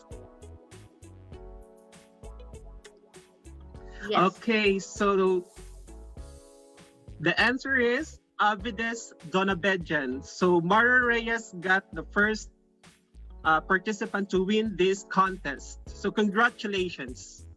Congratulations. Second question is again worth 300 pesos. Plan, do, select, act. So what does the acronym PDSA in the PDSA cycle stand for? You have to type the question in the chat box as our mechanic.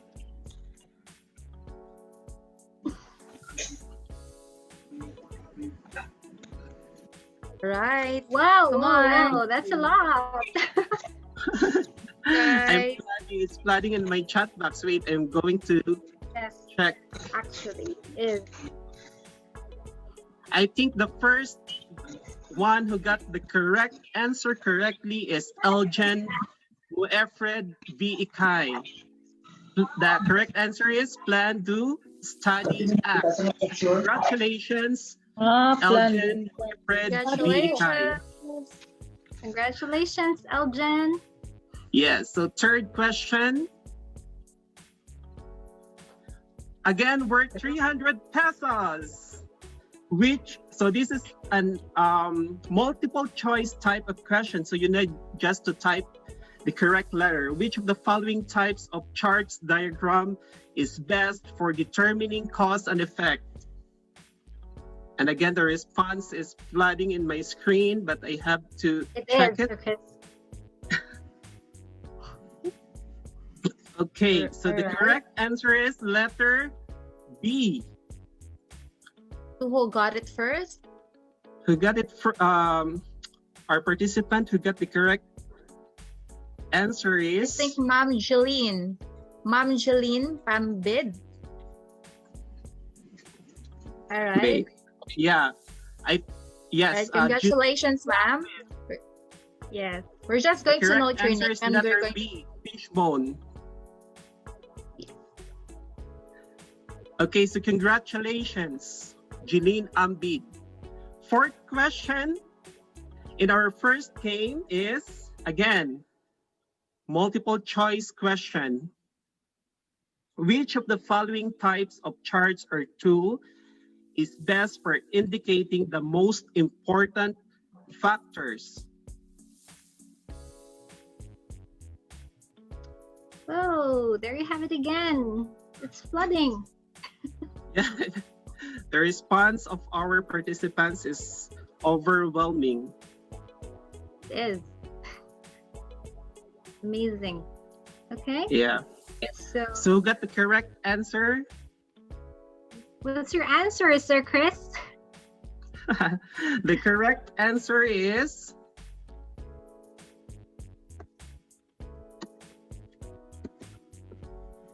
letter D, Pareto chart. So let's review again who got the correct answer. The participants who got it right. Wait.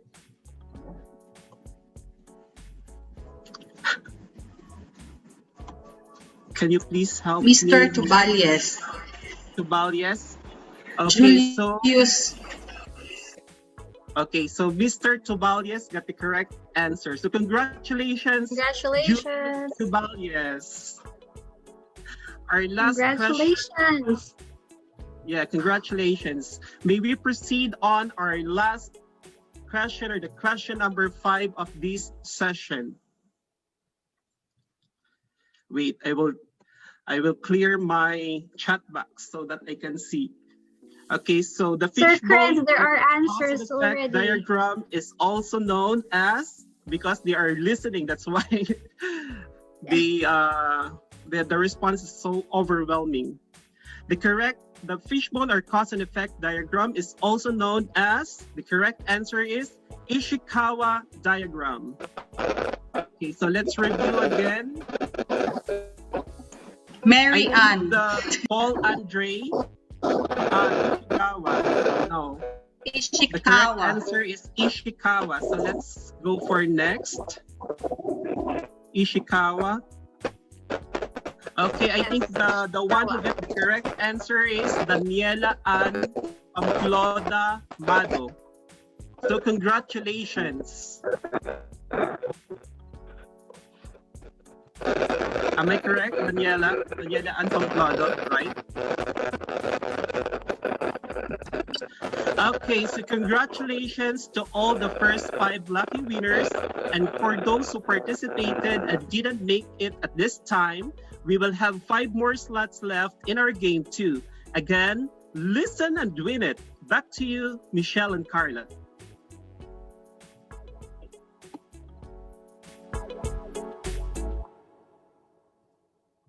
All right, thank you so much for the icebreaker, Sir Chris. I believe our audience had fun entering their answers. We can see that they are very attentive in the session a while ago with Mr. Maceda. So at this point, allow me to congratulate first all our winners. Please stay tuned for the next batch of questions later after the second speaker. And at this point, we shall now proceed to our next session. Michelle? All right. Thank you, Ms. Karla. For our second speaker, he is currently the chief nurse of San Joaquin Mother and Child Hospital and previously affiliated with the Medical City Iloilo as Chief Quality Management Officer. He is a certified professional in healthcare quality and key performance indicator. To discuss on quality and performance measurement, let us welcome Mr. Rahal Hakim P. Daleno. Sir Rahal, the virtual floor is now yours.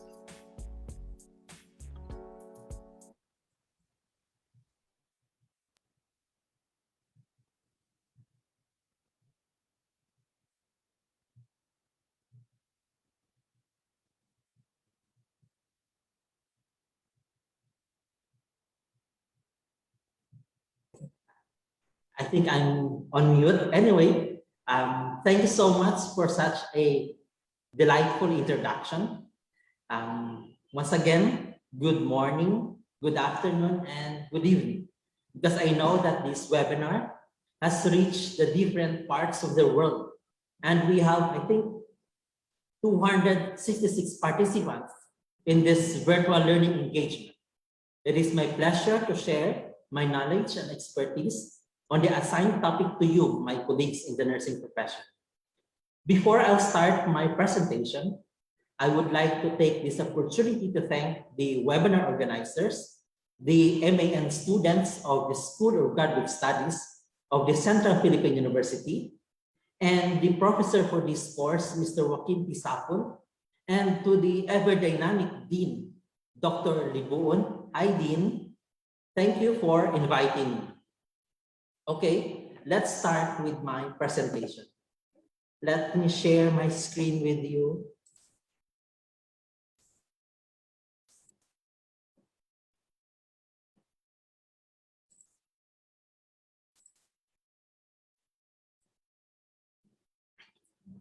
I hope you can now see my slides. Yes, sir, we can see it.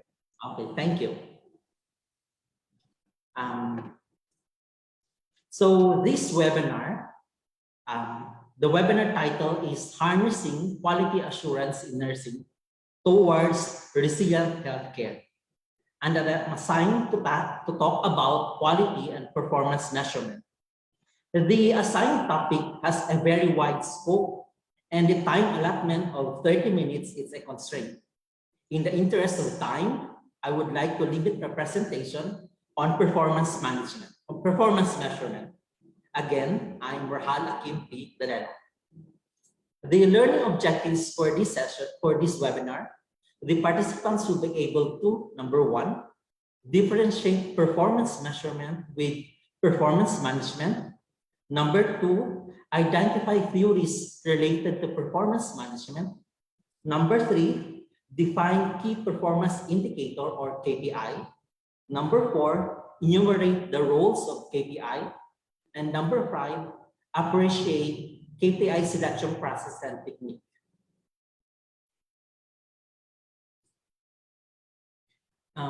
We all know that the COVID-19 pandemic has brought a lot of challenges, problems, and even chaos in the healthcare industry.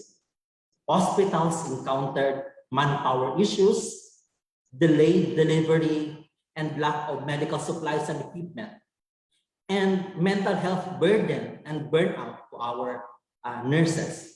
and some financial issues in the hospital. Hence, the hospital leaders and all healthcare workers need to bounce back and develop relevant and appropriate strategies and initiatives in order to successfully adapt to the adversities brought about by the COVID-19 pandemic, and to effectively assess and monitor achievement of the desired results of the strategies and initiatives implemented in your organization. We need to properly measure and manage the performance. Hence, we have two big words here: performance measurement and performance management. So let's differentiate performance measurement with performance management. When we say performance measurement, it is the evaluation and assessments of results, while performance management is taking actions based on the results of the evaluation to ensure targets are achieved. Our targets, in this case, are our strategic goals and organizational objectives developed during strategic management process. As we can see, performance management or performance measurement is a sub-process of performance management, which focuses on the identification of KPIs, tracking of KPIs, and communicating KPI results. On the other hand, performance management is an overarching discipline that aims to develop a performance culture in the organization. It involves formulation of the plan, active monitoring, implementation, and readjustment of the plan, performance measurement, and capability development. Now, let's be acquainted with different theories related to performance management. Number one is the goal-setting theory developed by Locke and Latham. The theory states that goals should be challenging but attainable.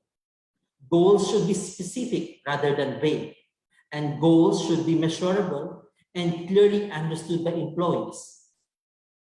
It is necessary to involve all employees in goal setting to promote buy-in or engagement of employees. When applied to performance management, setting targets motivates employees to perform better and keeps them focused on what matters the most for the organization. Therefore, establishing targets for the right KPIs aligns the entire personnel for the corporate strategy.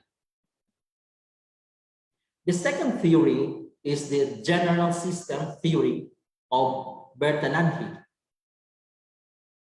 The principle behind this theory is that a system is characterized by the interactions of its components. When applied to performance management, setting objectives and analyzing KPI results must be done in context using a system thinking approach. Only by understanding how different KPIs influence each other, the true value from KPI measurement can be generated. The decision-making process must rely on systems thinking, as the organization is like a living organism that constantly change and adapt to internal and external factors of influence. The last theory is the agency theory developed by Caitlin Eisenhardt. The theory states that organizations are composed of a complex network of relationships between individuals and entities with conflicting objectives, meaning the employer and the employees may have divergent or different goals that could lead to conflicts. Hospitals, as a business entity, there is a dilemma between the employer and the employee. The employer wants to minimize his cost, while the employee desires to receive the highest possible pay for his work. Finding the balance between both parties can be facilitated by a performance contract. The employer and the employee agree upon performance standards expected and the pay paid for delivering work at pre-established quality parameters. So those are the theories related to performance management. Now, this slide shows the performance measurement and performance management framework of the KPI Institute. As you can see, the upper part of the framework is about the performance measurement, and it involves KPI selection, KPI documentation, data visualization, and data gathering. The lower part is the performance management that deals with data analysis, data reporting, decision-making, initiative management, learning and improvement, and the achievement of performance culture in the organization.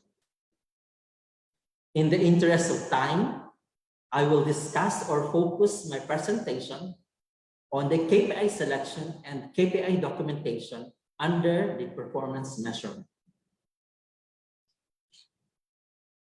So what is KPI, or Key Performance Indicator? KPI is a measurable expression, and that is the indicator for the achievement of a desired level of results. That is your performance in an area relevant to the evaluated entity's activity. And that's the key. So if you read it backwards, that's key performance indicator, meaning a measurable expression for the achievement of a desired level of results in an area relevant to the evaluated entity's activity. Now, let me show you the roles of KPI, or the value added by KPIs. KPI, or Key Performance Indicators, gives clarity, focus, improvement, engagement, communication, and learning in an organization. It provides clarity because a detailed view of which the desired results to be achieved is presented. It shows alignment by mapping a clear line of sight for the entire organization. Also, it promotes focus because it conveys what matters and requires attention in the organization. Improvement because it objectively evaluates the level of achievement of the desired results in order to track progress. KPIs are displayed in a performance dashboard with color codes: green if goal is achieved, and red if goal is not met. KPI also promotes engagement of all stakeholders because it promotes a sense of ownership through responsibility and accountability. Communication is facilitated also by KPI because KPI provides a common understanding of the numbers that matter through standardization. Lastly, KPI promotes learning. An organization can compare results in time and see trends or patterns. It can also identify opportunities for improvement by comparing to others through benchmarking. Now, let's learn the terminology standards. I have adopted the standardization format with the KPI Institute. I got my certification with the KPI Institute as a certified key performance indicator professional in Malaysia last February 2020. Now, let me show you the standardized format for objective, KPI, and initiative based on the KPI Institute. Objective starts with the verb. For example, increase customer satisfaction. So that this objective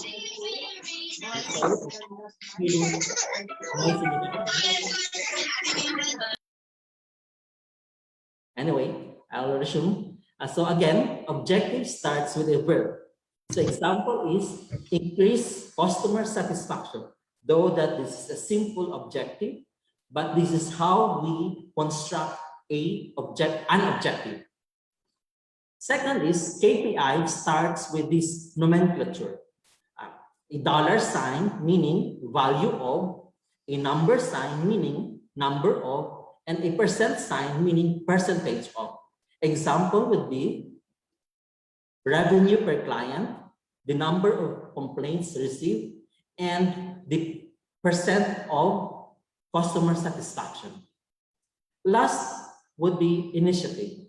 Initiative starts with a noun. Example, CRM software implementation. As you can see, based on the examples below, they have alignment and are related with each other. In creating objectives and KPIs and initiatives, they must be aligned and relevant to each other. So the objective on increasing customer satisfaction can be evaluated through the KPIs on revenue per client, number of complaints received, and percentage of customer satisfaction through implementation of customer relations management software. Now, under the performance measurement is the KPI selection. So let's learn now the KPI selection process and techniques to be deployed in your organization. The first step is to prepare the KPI selection, and techniques to be employed in this step are scope clarifications, KPI expo, and KPI clustering. The second step is to facilitate the KPI selection. Techniques to be employed are KPI selection workshop, relevant questions framing, value flow analysis, and KPI balancing. And the last step is to follow up on KPI selection through the use of a standardized KPI documentation form and a conduction of performance review meeting. So let's go on detail. In scope clarification, it is a must that we clearly define what needs to be measured.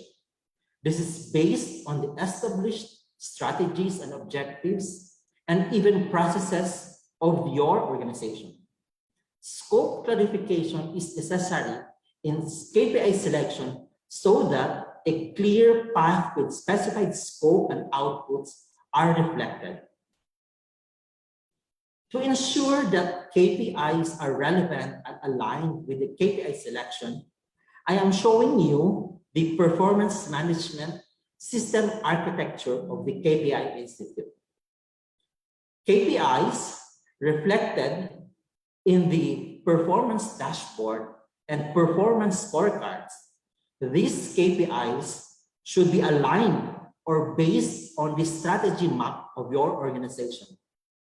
This strategy map displays the approved specific objectives of your organization, and strategies or specific objectives are anchored or aligned also with the desired state of evolution of the company or its strategic goal. Then this strategic goal or the desired state of evolution is based on the internal and external analysis done by the company. The current state is determined by the internal assessment or industry analysis, while the external environmental scan is facilitated through the use of pestle analysis or pestle analysis. And mandates or requirements from different regulatory and accrediting bodies must also be considered in developing your strategic goal. Then, with the established strategies and objectives, we need to create or use relevant KPIs for each objective. We can get or base our KPIs from various sources. We can use or create many KPIs for each objective or strategy that you have developed. So here are some of the sources of the KPIs. You can do it from your workshop or mandated from your board, from the top management, based on your data, compliance mandates, external requirements, competitors, benchmarking, and industry standards. The KPI Institute, where I took my certification, they have a book of thousands, I think more than hundreds of thousands of KPIs in each industry that you can pick or utilize in your KPI determination or selection.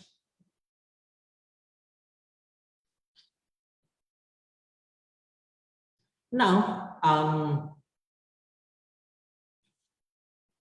all KPIs must be grouped now accordingly.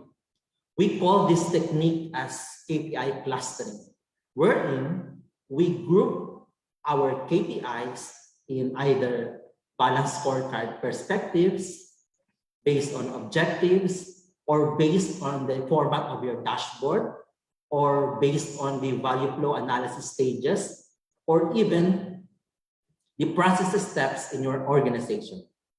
KPI clustering will ensure that alignment and possible gaps will be appropriately identified. So after gathering different KPIs from various sources, we need to cluster or group them accordingly. One methodology in clustering is the use of value flow analysis. So value flow analysis is a logical model to indicate value generation from inputs, processes, outputs, and outcomes. So here is an example of clustering KPIs using BFA stages. So you have the objective here. Your objective is improve customer satisfaction with service levels. So your example of KPIs under the input stage is number of customer service representatives and customer engagement budget. So inputs measure the quantity or quality of input resources to your organizational activities. So inputs include human resources, financial resources, and infrastructure in your organization. Processes is a measure. A process is a measure the quantity and quality of activities required to provide certain expected outputs. Example of KPIs under the process metrics is time to answer an inquiry and number of meetings with key customer. Process metrics include transformation in terms of time and some utilization rates in your organization.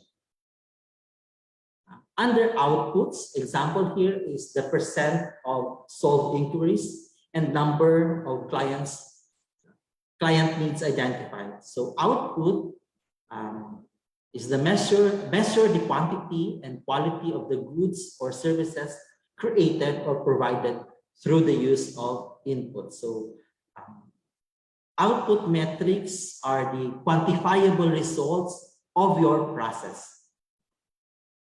The last stage is the outcomes. Example of KPIs under outcomes are percentage of customer satisfaction and index and percent of returning customers. So outcome measure the quantity or quality of the results achieved through the provision of goods and services. So outcome metrics is the impact or the value added of the process. As you can see, there must be alignment of your KPI.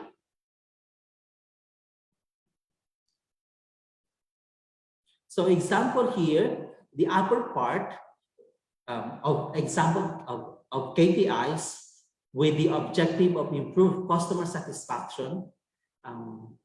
the number of customer service representative is linked or aligned to the next KPI, which is the time to answer an inquiry, as well as the percentage of solved inquiries and the percent of customer satisfaction index. The bottom part, also the examples of KPI are also aligned and linked together. So this is how we create or cluster our KPI based on value flow analysis. Another way of clustering or grouping KPIs is to group them based on balanced scorecard perspective. So balanced scorecard is developed by Kaplan and Norton, which comes from the idea of looking at strategic measures in addition to the traditional financial measures to get a balanced and holistic view of the performance. So there are 4 perspectives. Number 1 is financial perspective, views an organization's financial performance and the use of financial resources. Another perspective is customer perspective, views organizational performance from the perspective of the customer or key stakeholders from the organization is designed to serve. And third perspective is the internal business process. This views the quality and efficiency of the organization's performance related to its product, service, or other key business processes. The last perspective is learning and growth. Some books call it innovation and learning, and some call it organizational development.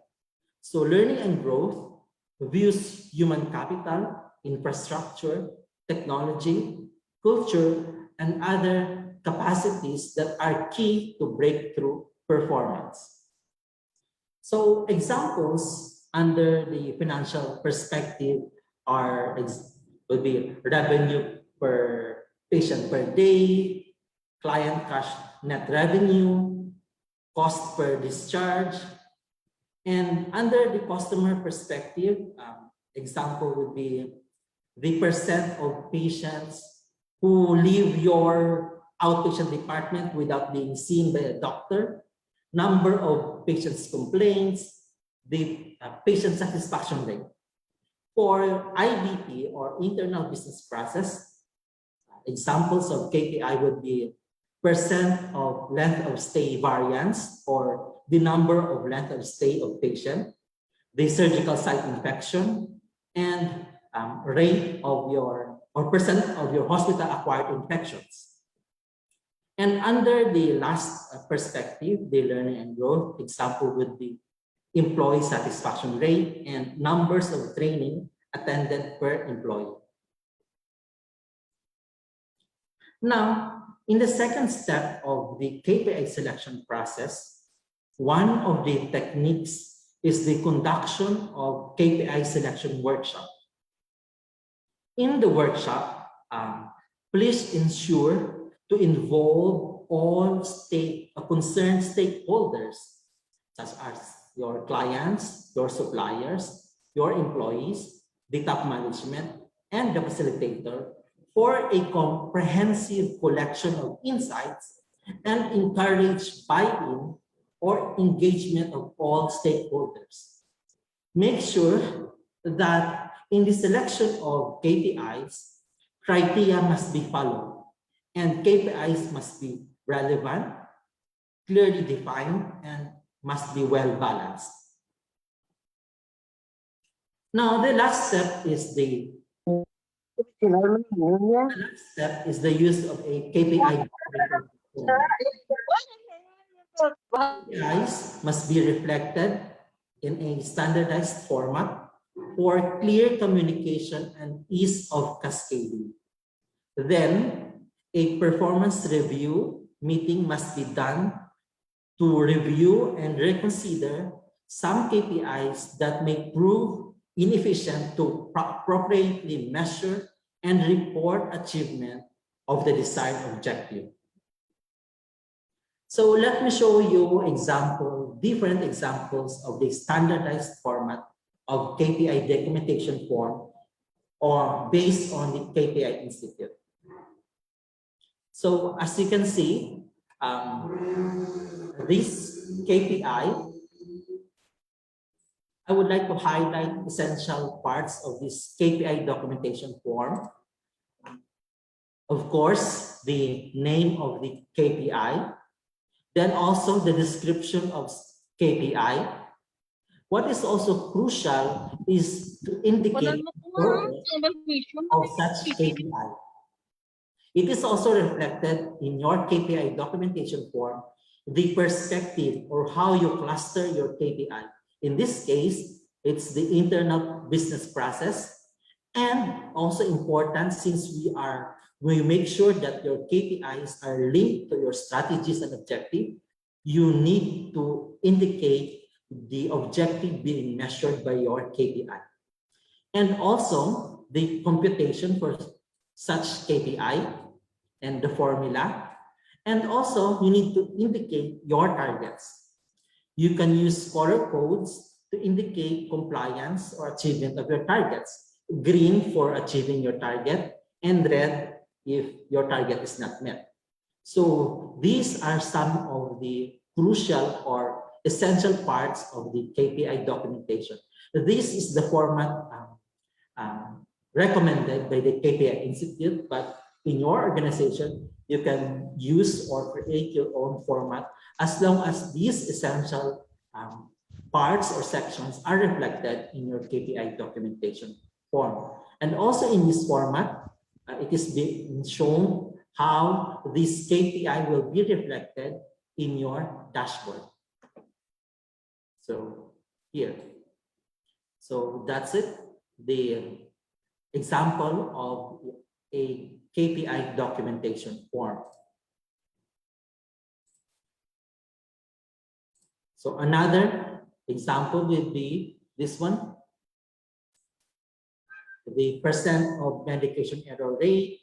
So same essential parts are reflected on the KPI documentation forms. And another is the number of daily census. And that's it. So those are some of the examples of the KPIs. So before I end my lecture, I would like to share the 5 takeaways to implement in your organization. So number 1, you should always connect your KPIs to your strategy. Articulate the KPI selection process by applying techniques like KPI selection workshop, KPI clustering, by either using the balanced scorecard format or the value flow analysis stages, and KPI balancing. Avoid measuring what is easy to measure or familiar for the organization.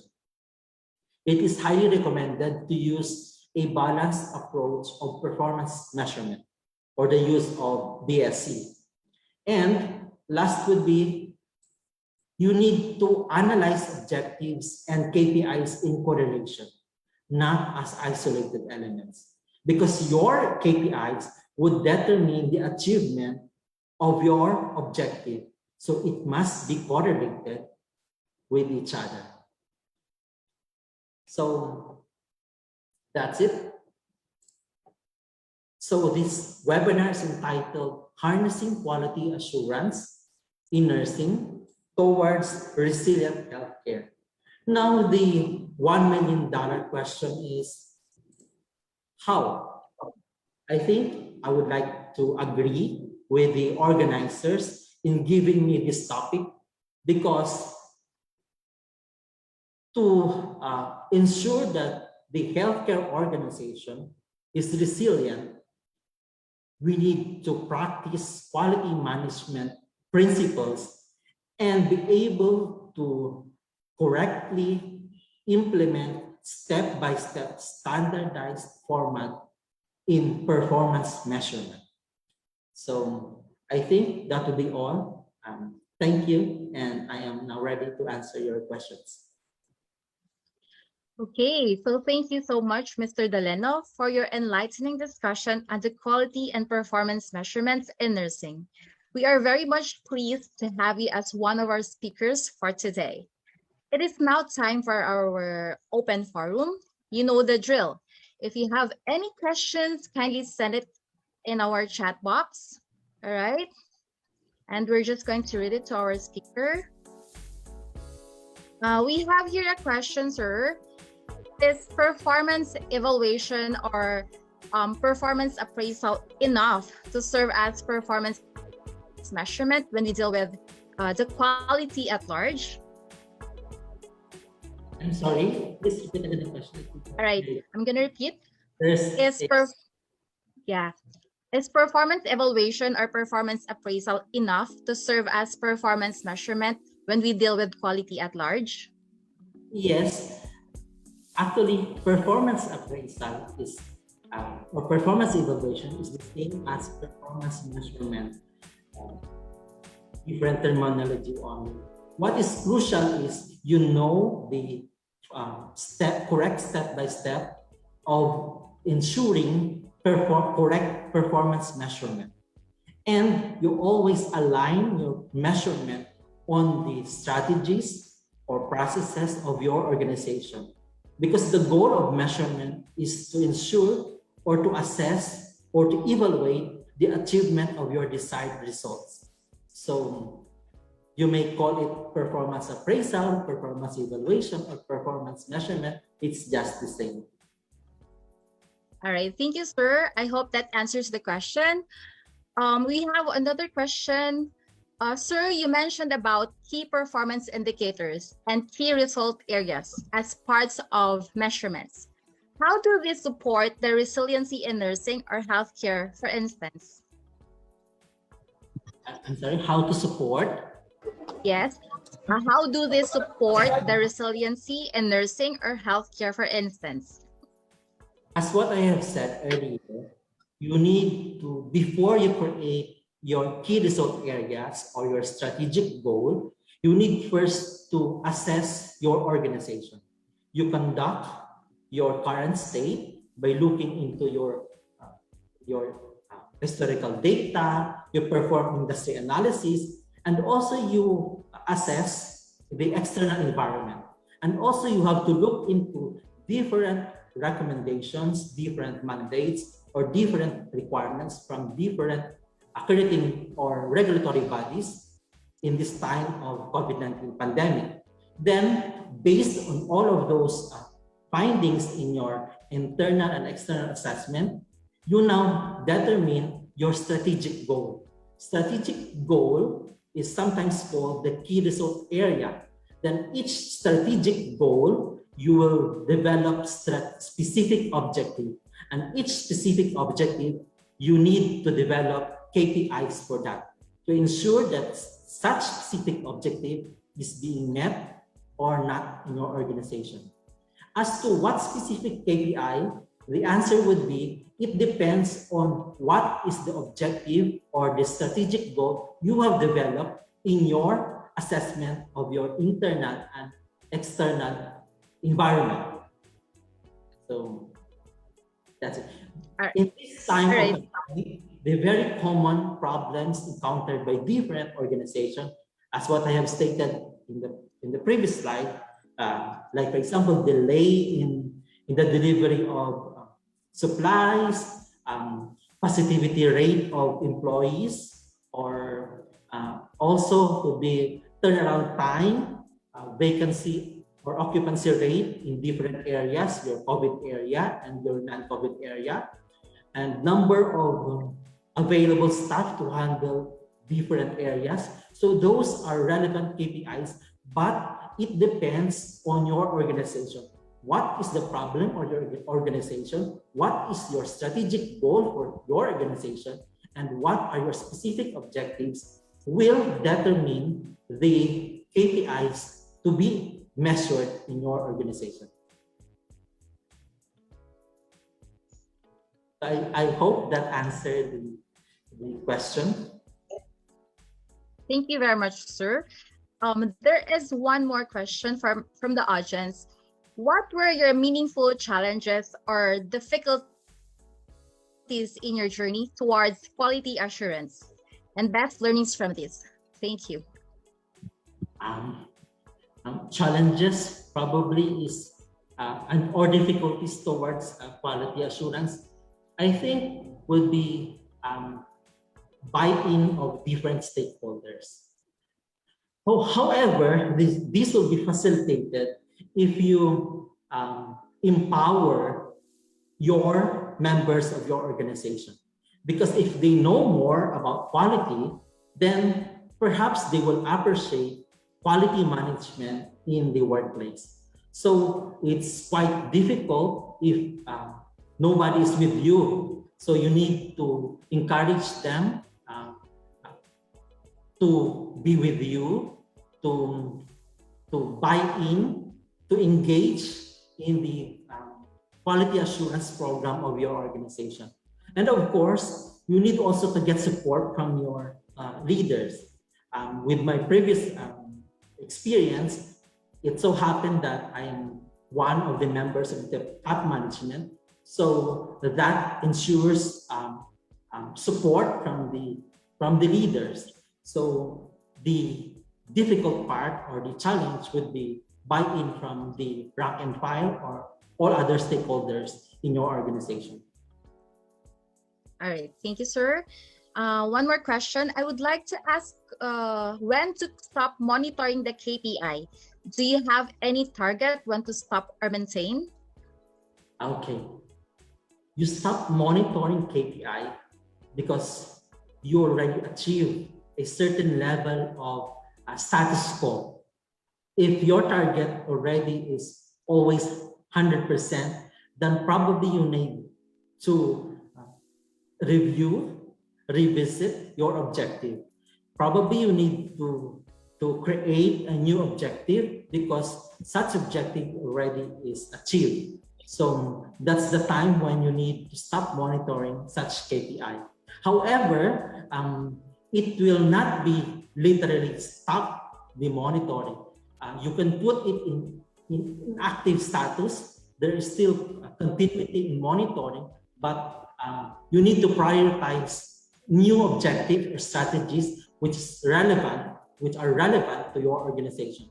But in your inactive KPIs, you still need to continue monitoring those because you do not know if still there is consistency in the implementation of your stakeholders, of your employees in such KPI. So you determine what are your active KPIs and those inactive KPIs. Those inactive KPIs, probably you're already on status quo, you reach already your target, but you still need to continue. You need to focus more on KPIs that needs improvement in your organization. Thank you, sir. I guess we will just cater another last question, and then we're going to proceed to our games because we have already exceeded our time. What can you say to those institutions that do not tell the truth with regards to the performance monitoring of their key performance indices? Thank you. The key for success in the organization is transparency. You will not improve in your organization if everything is hidden. So acknowledging your problems, your difficulties is the start of improvement. If you hide those problems, those errors in your organization, you will never improve.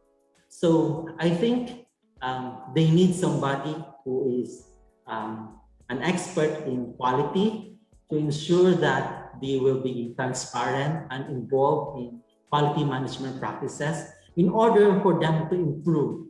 So they will not be relevant in this era if they stay on that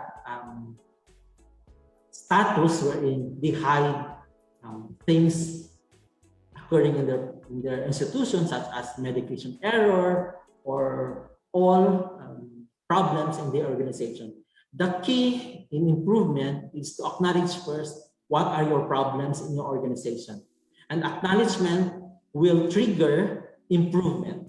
So I think that will be a challenge for all the leaders of different organizations.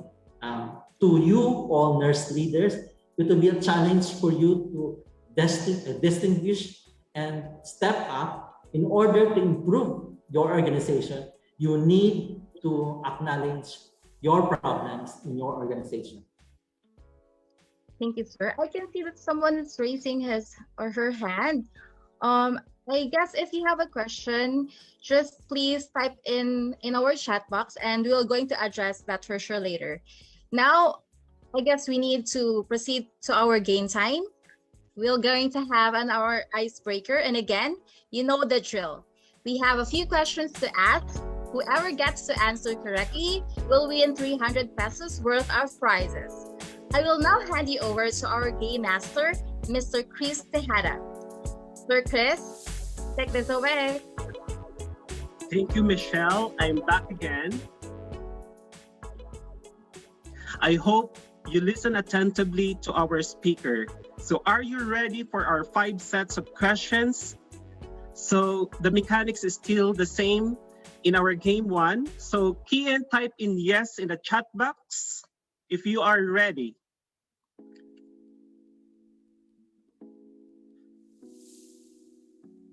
Wow, the responses of our 260 participants in this webinar is so overwhelming. So listen and win it, game 2. Let the game begin.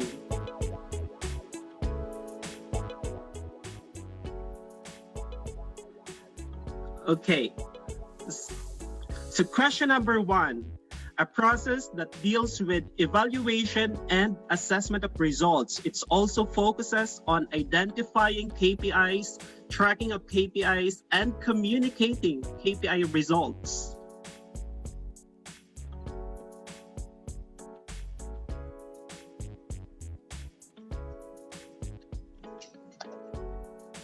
The correct answer is performance measurement. Okay, I'm going to wait for my keyboard warriors to help me declare the rightful winner. The first one to get the correct answer is Lucille Ibuyan. Congratulations, 300 pesos. Let's proceed to the second question. Oh, so this is a theory. So name a theory related to performance management that states organizations are composed of complex network of relationship between individuals and entities with conflicting objectives. Okay, let me wait. Okay, the first one who got the correct answer is Chrystian Jun. Congratulations. Okay, so let's proceed to the third question. It is a measurable expression of the achievement of a desired level of results in an area relevant to the evaluated entity's activity.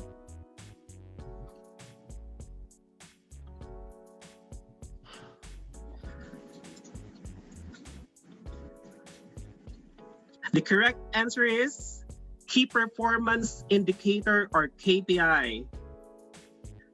The first to get the correct answer is Cheryl. Congratulations. We've come to the second to the last questions.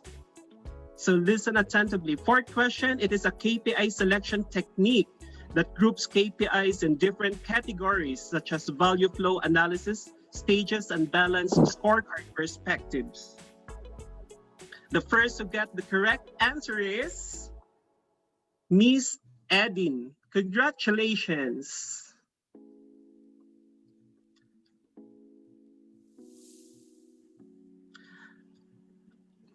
Sir Chris, correction please. Miss Edin is for the KPI. KPI. She was the Oh, first to okay, sure. answer KPI. Yeah, KPI. Yeah. I'm sorry. I'm sorry Sorry. for that. Okay. So Edin, congratulations, Miss Edin.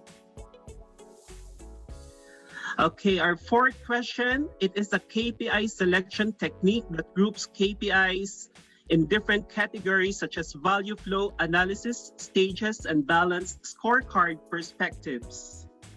So what is the answer?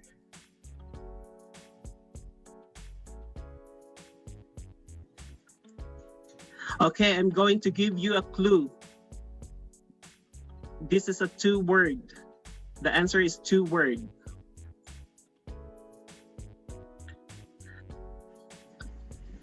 I think we got the winner.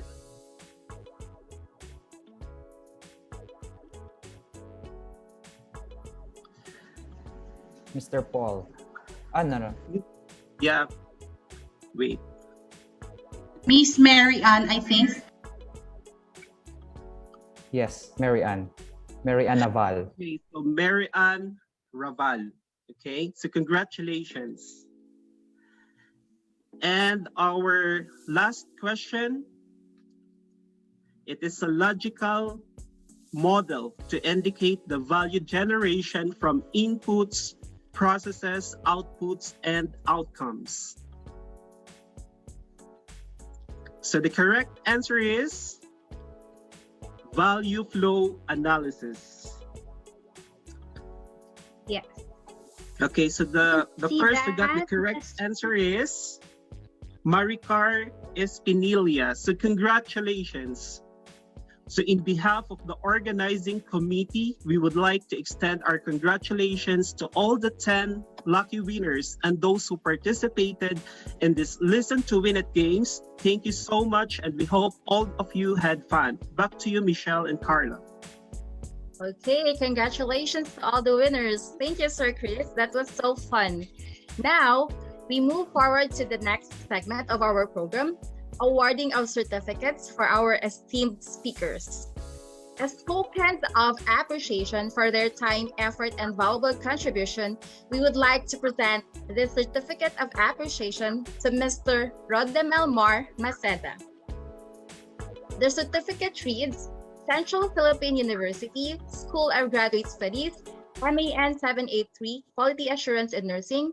Certificate of Appreciation is presented to Rodemelmar C. Maceda, MAN, RN, CPHQ, for sharing his specialization and expertise as guest speaker for Harnessing Quality Assurance in Nursing Towards Resilient Healthcare, a Master of Arts in Nursing webinar, held virtually via Zoom on July 26, 2021. Signed, Joaquin T. Sapul Jr., MAN, Advisor, Quality Assurance in Nursing. Gilbert Chan S. Porque, MAN, Coordinator, MAN Program. Rowena M. Liboon, DM, Dean, School of Graduate Studies. Thank you very much for that certificate. I'm very honored and privileged to be part of this virtual conference on quality. All right, thank you so much, sir. The same certificate of appreciation is presented to Mr. Rahal Akim Daleno. The certificate reads, Certificate of Appreciation presented to Mr. Rahal Akim P. Daleno for sharing his specialization and expertise as guest speaker for Harnessing Quality Assurance in Nursing Towards Resilient Healthcare.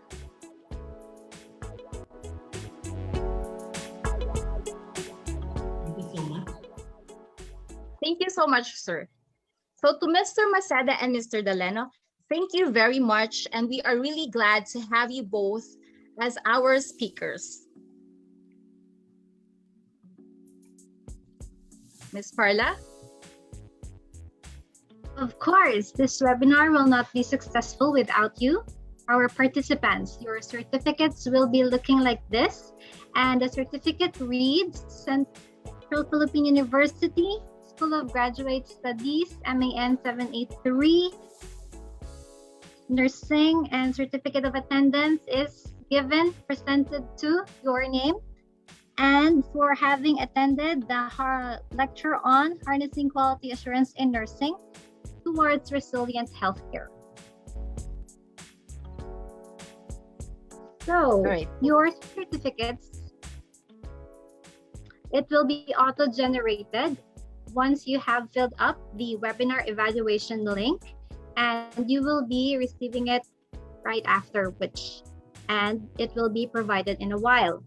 So, fellow nurses and future nurses who are with us today, may we thank you for your time and active participation in this webinar. We hope you enjoyed the program and learned significantly on the topics discussed about quality assurance in nursing. At the moment, we would like to request our class advisor for the closing remarks. Sir Jake, the virtual platform is yours. Yeah, thank you, Kat, and thank you, Mitch. Of course, to our invited speakers, Mr. Maceda and at the same time, Mr. Daleno, my heart is really full of joy because you were able to spend your time with us here.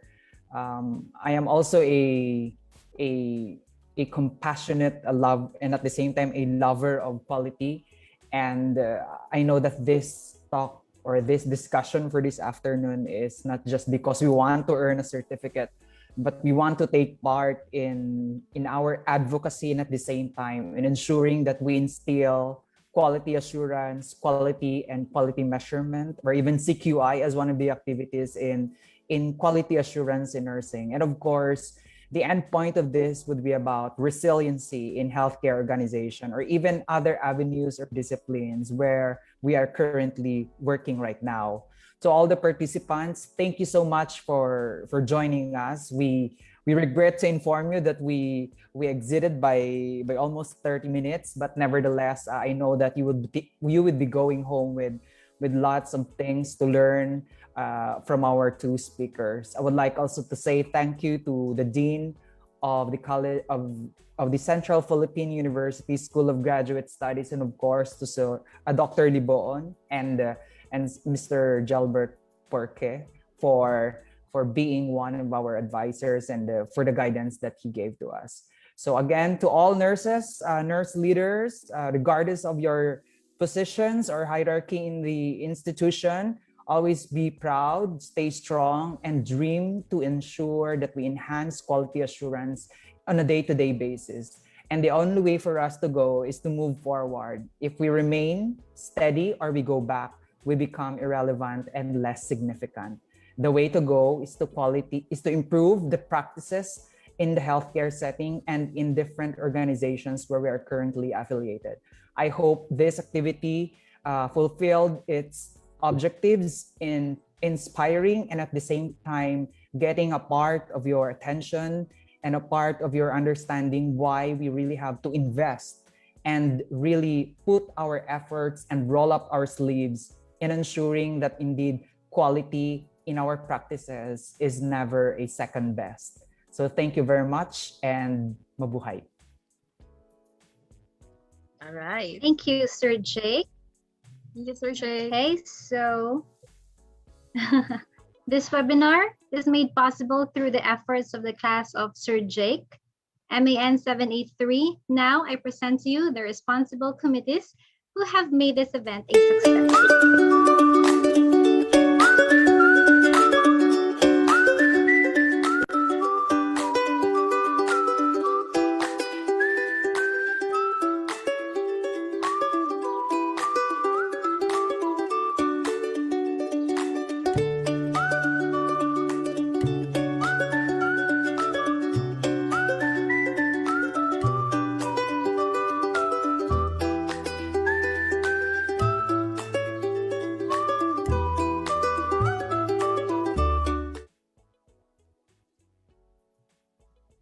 All right, so that was it. There you have it. And for now, let us first have a group photo.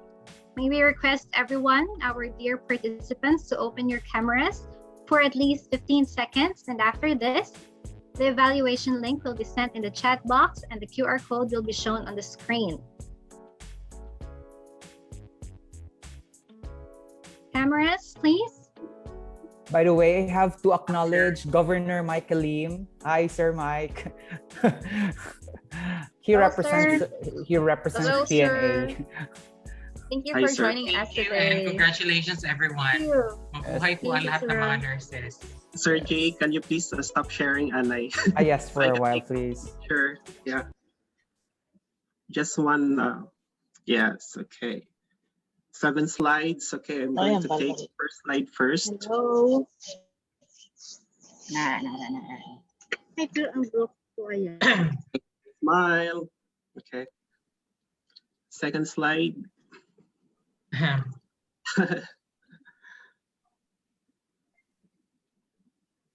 Okay, third slide. Okay, fourth slide. Flash your best smile. Yeah.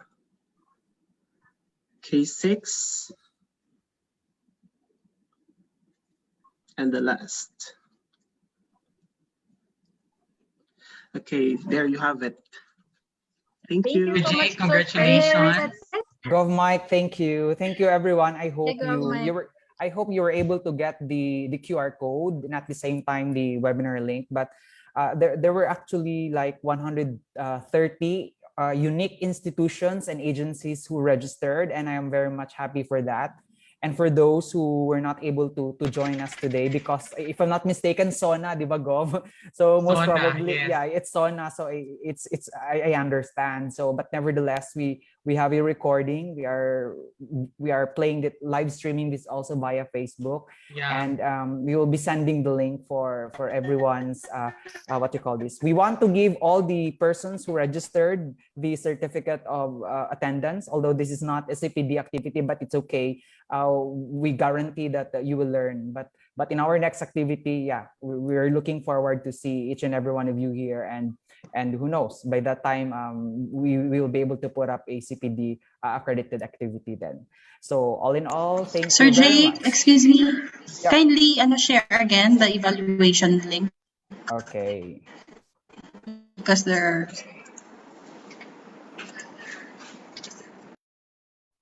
Yes, again, may we request all the participants to answer the webinar evaluation that can be found in the chat box and the QR code on your screens. Your responses will be highly appreciated. Please take note to enter your name as you would like it to appear on your certificates. And for the prizes, if not yet claimed, please feel free to contact any of the staff. I am Michelle Tolentino.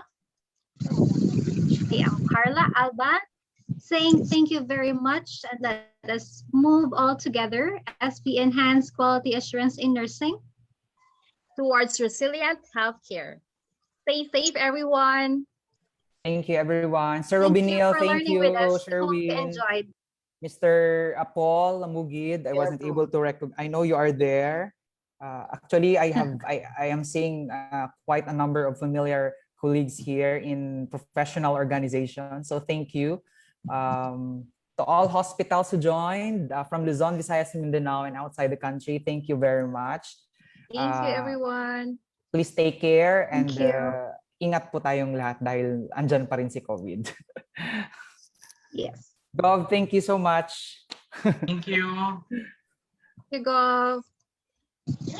So for those who have finished filling out Thank you, their sir. evaluation, you may now leave the webinar. It's okay. Thank you so much for your time. Yes. See you soon. Thank you. Bye. Bye, everyone.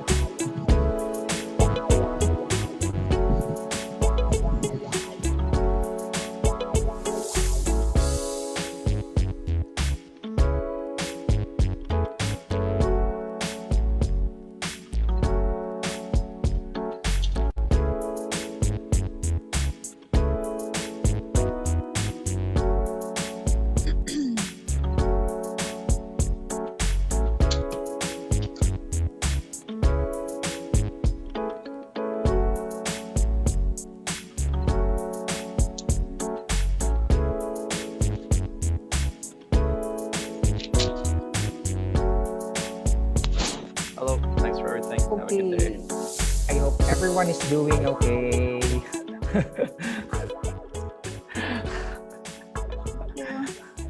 Is Sir Maceda still here? And Mr. Daleno. Hi ma'am, sir, sa mga participants. Thank you. Oo. Maraming salamat po for joining us. Hi Jake, long time no see. Yes, how are you? I'm now based here in Iloilo. I have to go back in my home province.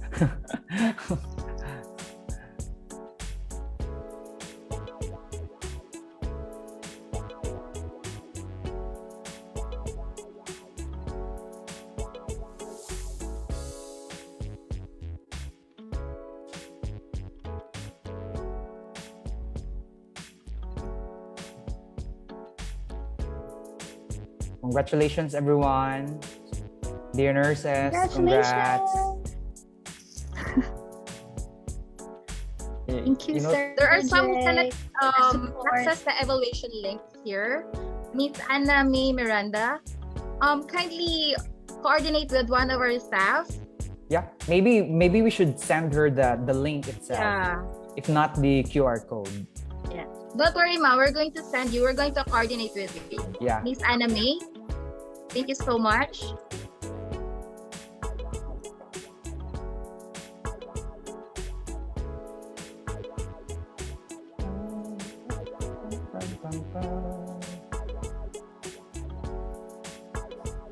Also, Miss Mary Ann Naval. So I guess our technical team will going to coordinate with you with regards to our evaluation form. We're going to personally send it via email.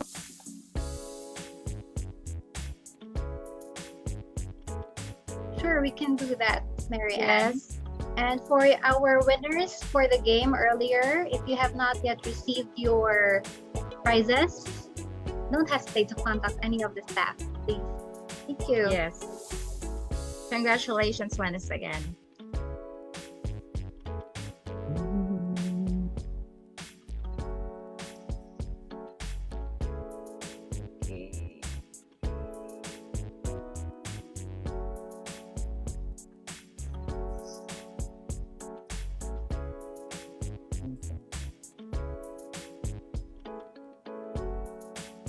I think if there are questions left unanswered, we can gather all of those questions, and we could forward it to our speakers. Yes, we're going to note that. Yeah. There's a message here, sir. Pwede sa email ko na lang ang link. Please, yes, please take note. Tejada. Yeah, it's okay. Okay. Actually, We're gonna send it to you. I shall be sending also the same link of evaluation to those who have not yet accomplished the evaluation. Okay. So don't worry, Miss Teen. We're going to send it to you personally via email.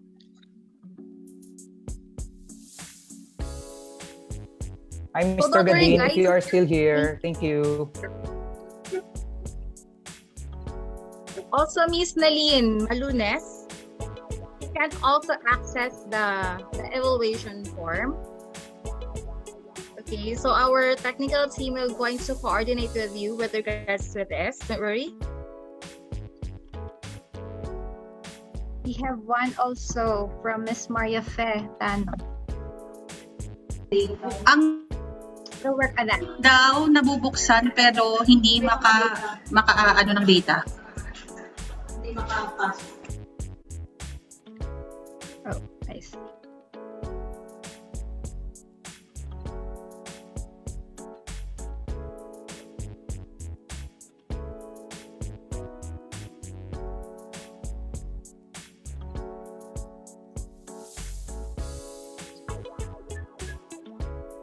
Thank you, Miss Mary Ann Naval. She's currently working in King Fahad, I believe. King Faisal? Not sure. From the mom, I'm so glad to be a part of this webinar. And yes, Miss Gladys Bayona Eslabon. We will coordinate with you regarding regarding the evaluation form and your certificate. Don't worry. Also, Thank you, Miss Miss Jack. Maria Fe, she cannot also access her evaluation form. Don't worry, Mom. We're going to send it to you via email. Thank you so much. Hi, Alvin. Pexon, Enrique, regards. Some of my colleagues in St. Luke's Medical Center training.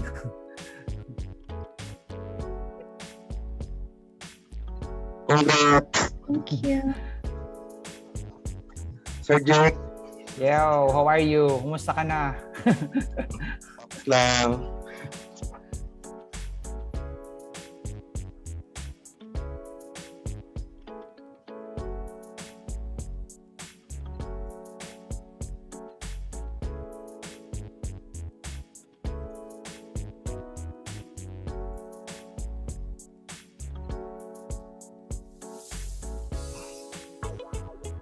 Pwede ko na siguro no?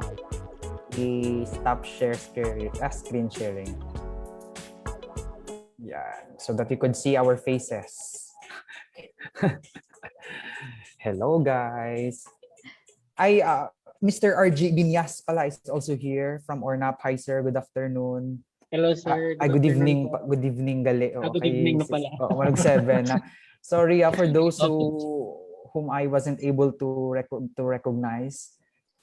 Ako abing nag-manipulate, so hindi ako maka-freely navigate. Ako na ganyan, lagi ko. Pakuha ako muna itsura gagawa. Sige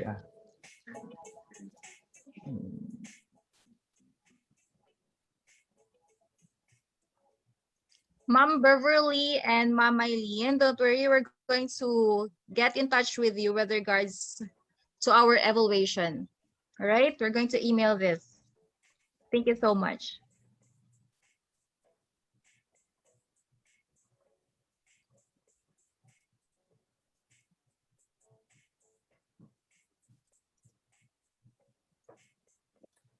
Okay. Kumusta na kamo, guys? Nurses.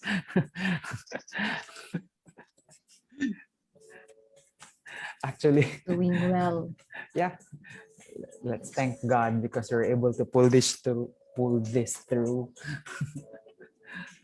Sir, we're still live on FB, sir. Oh yeah. Sir Jay, FB live ka? Pwede ka na I maano? think I need to stop the stream. Okay.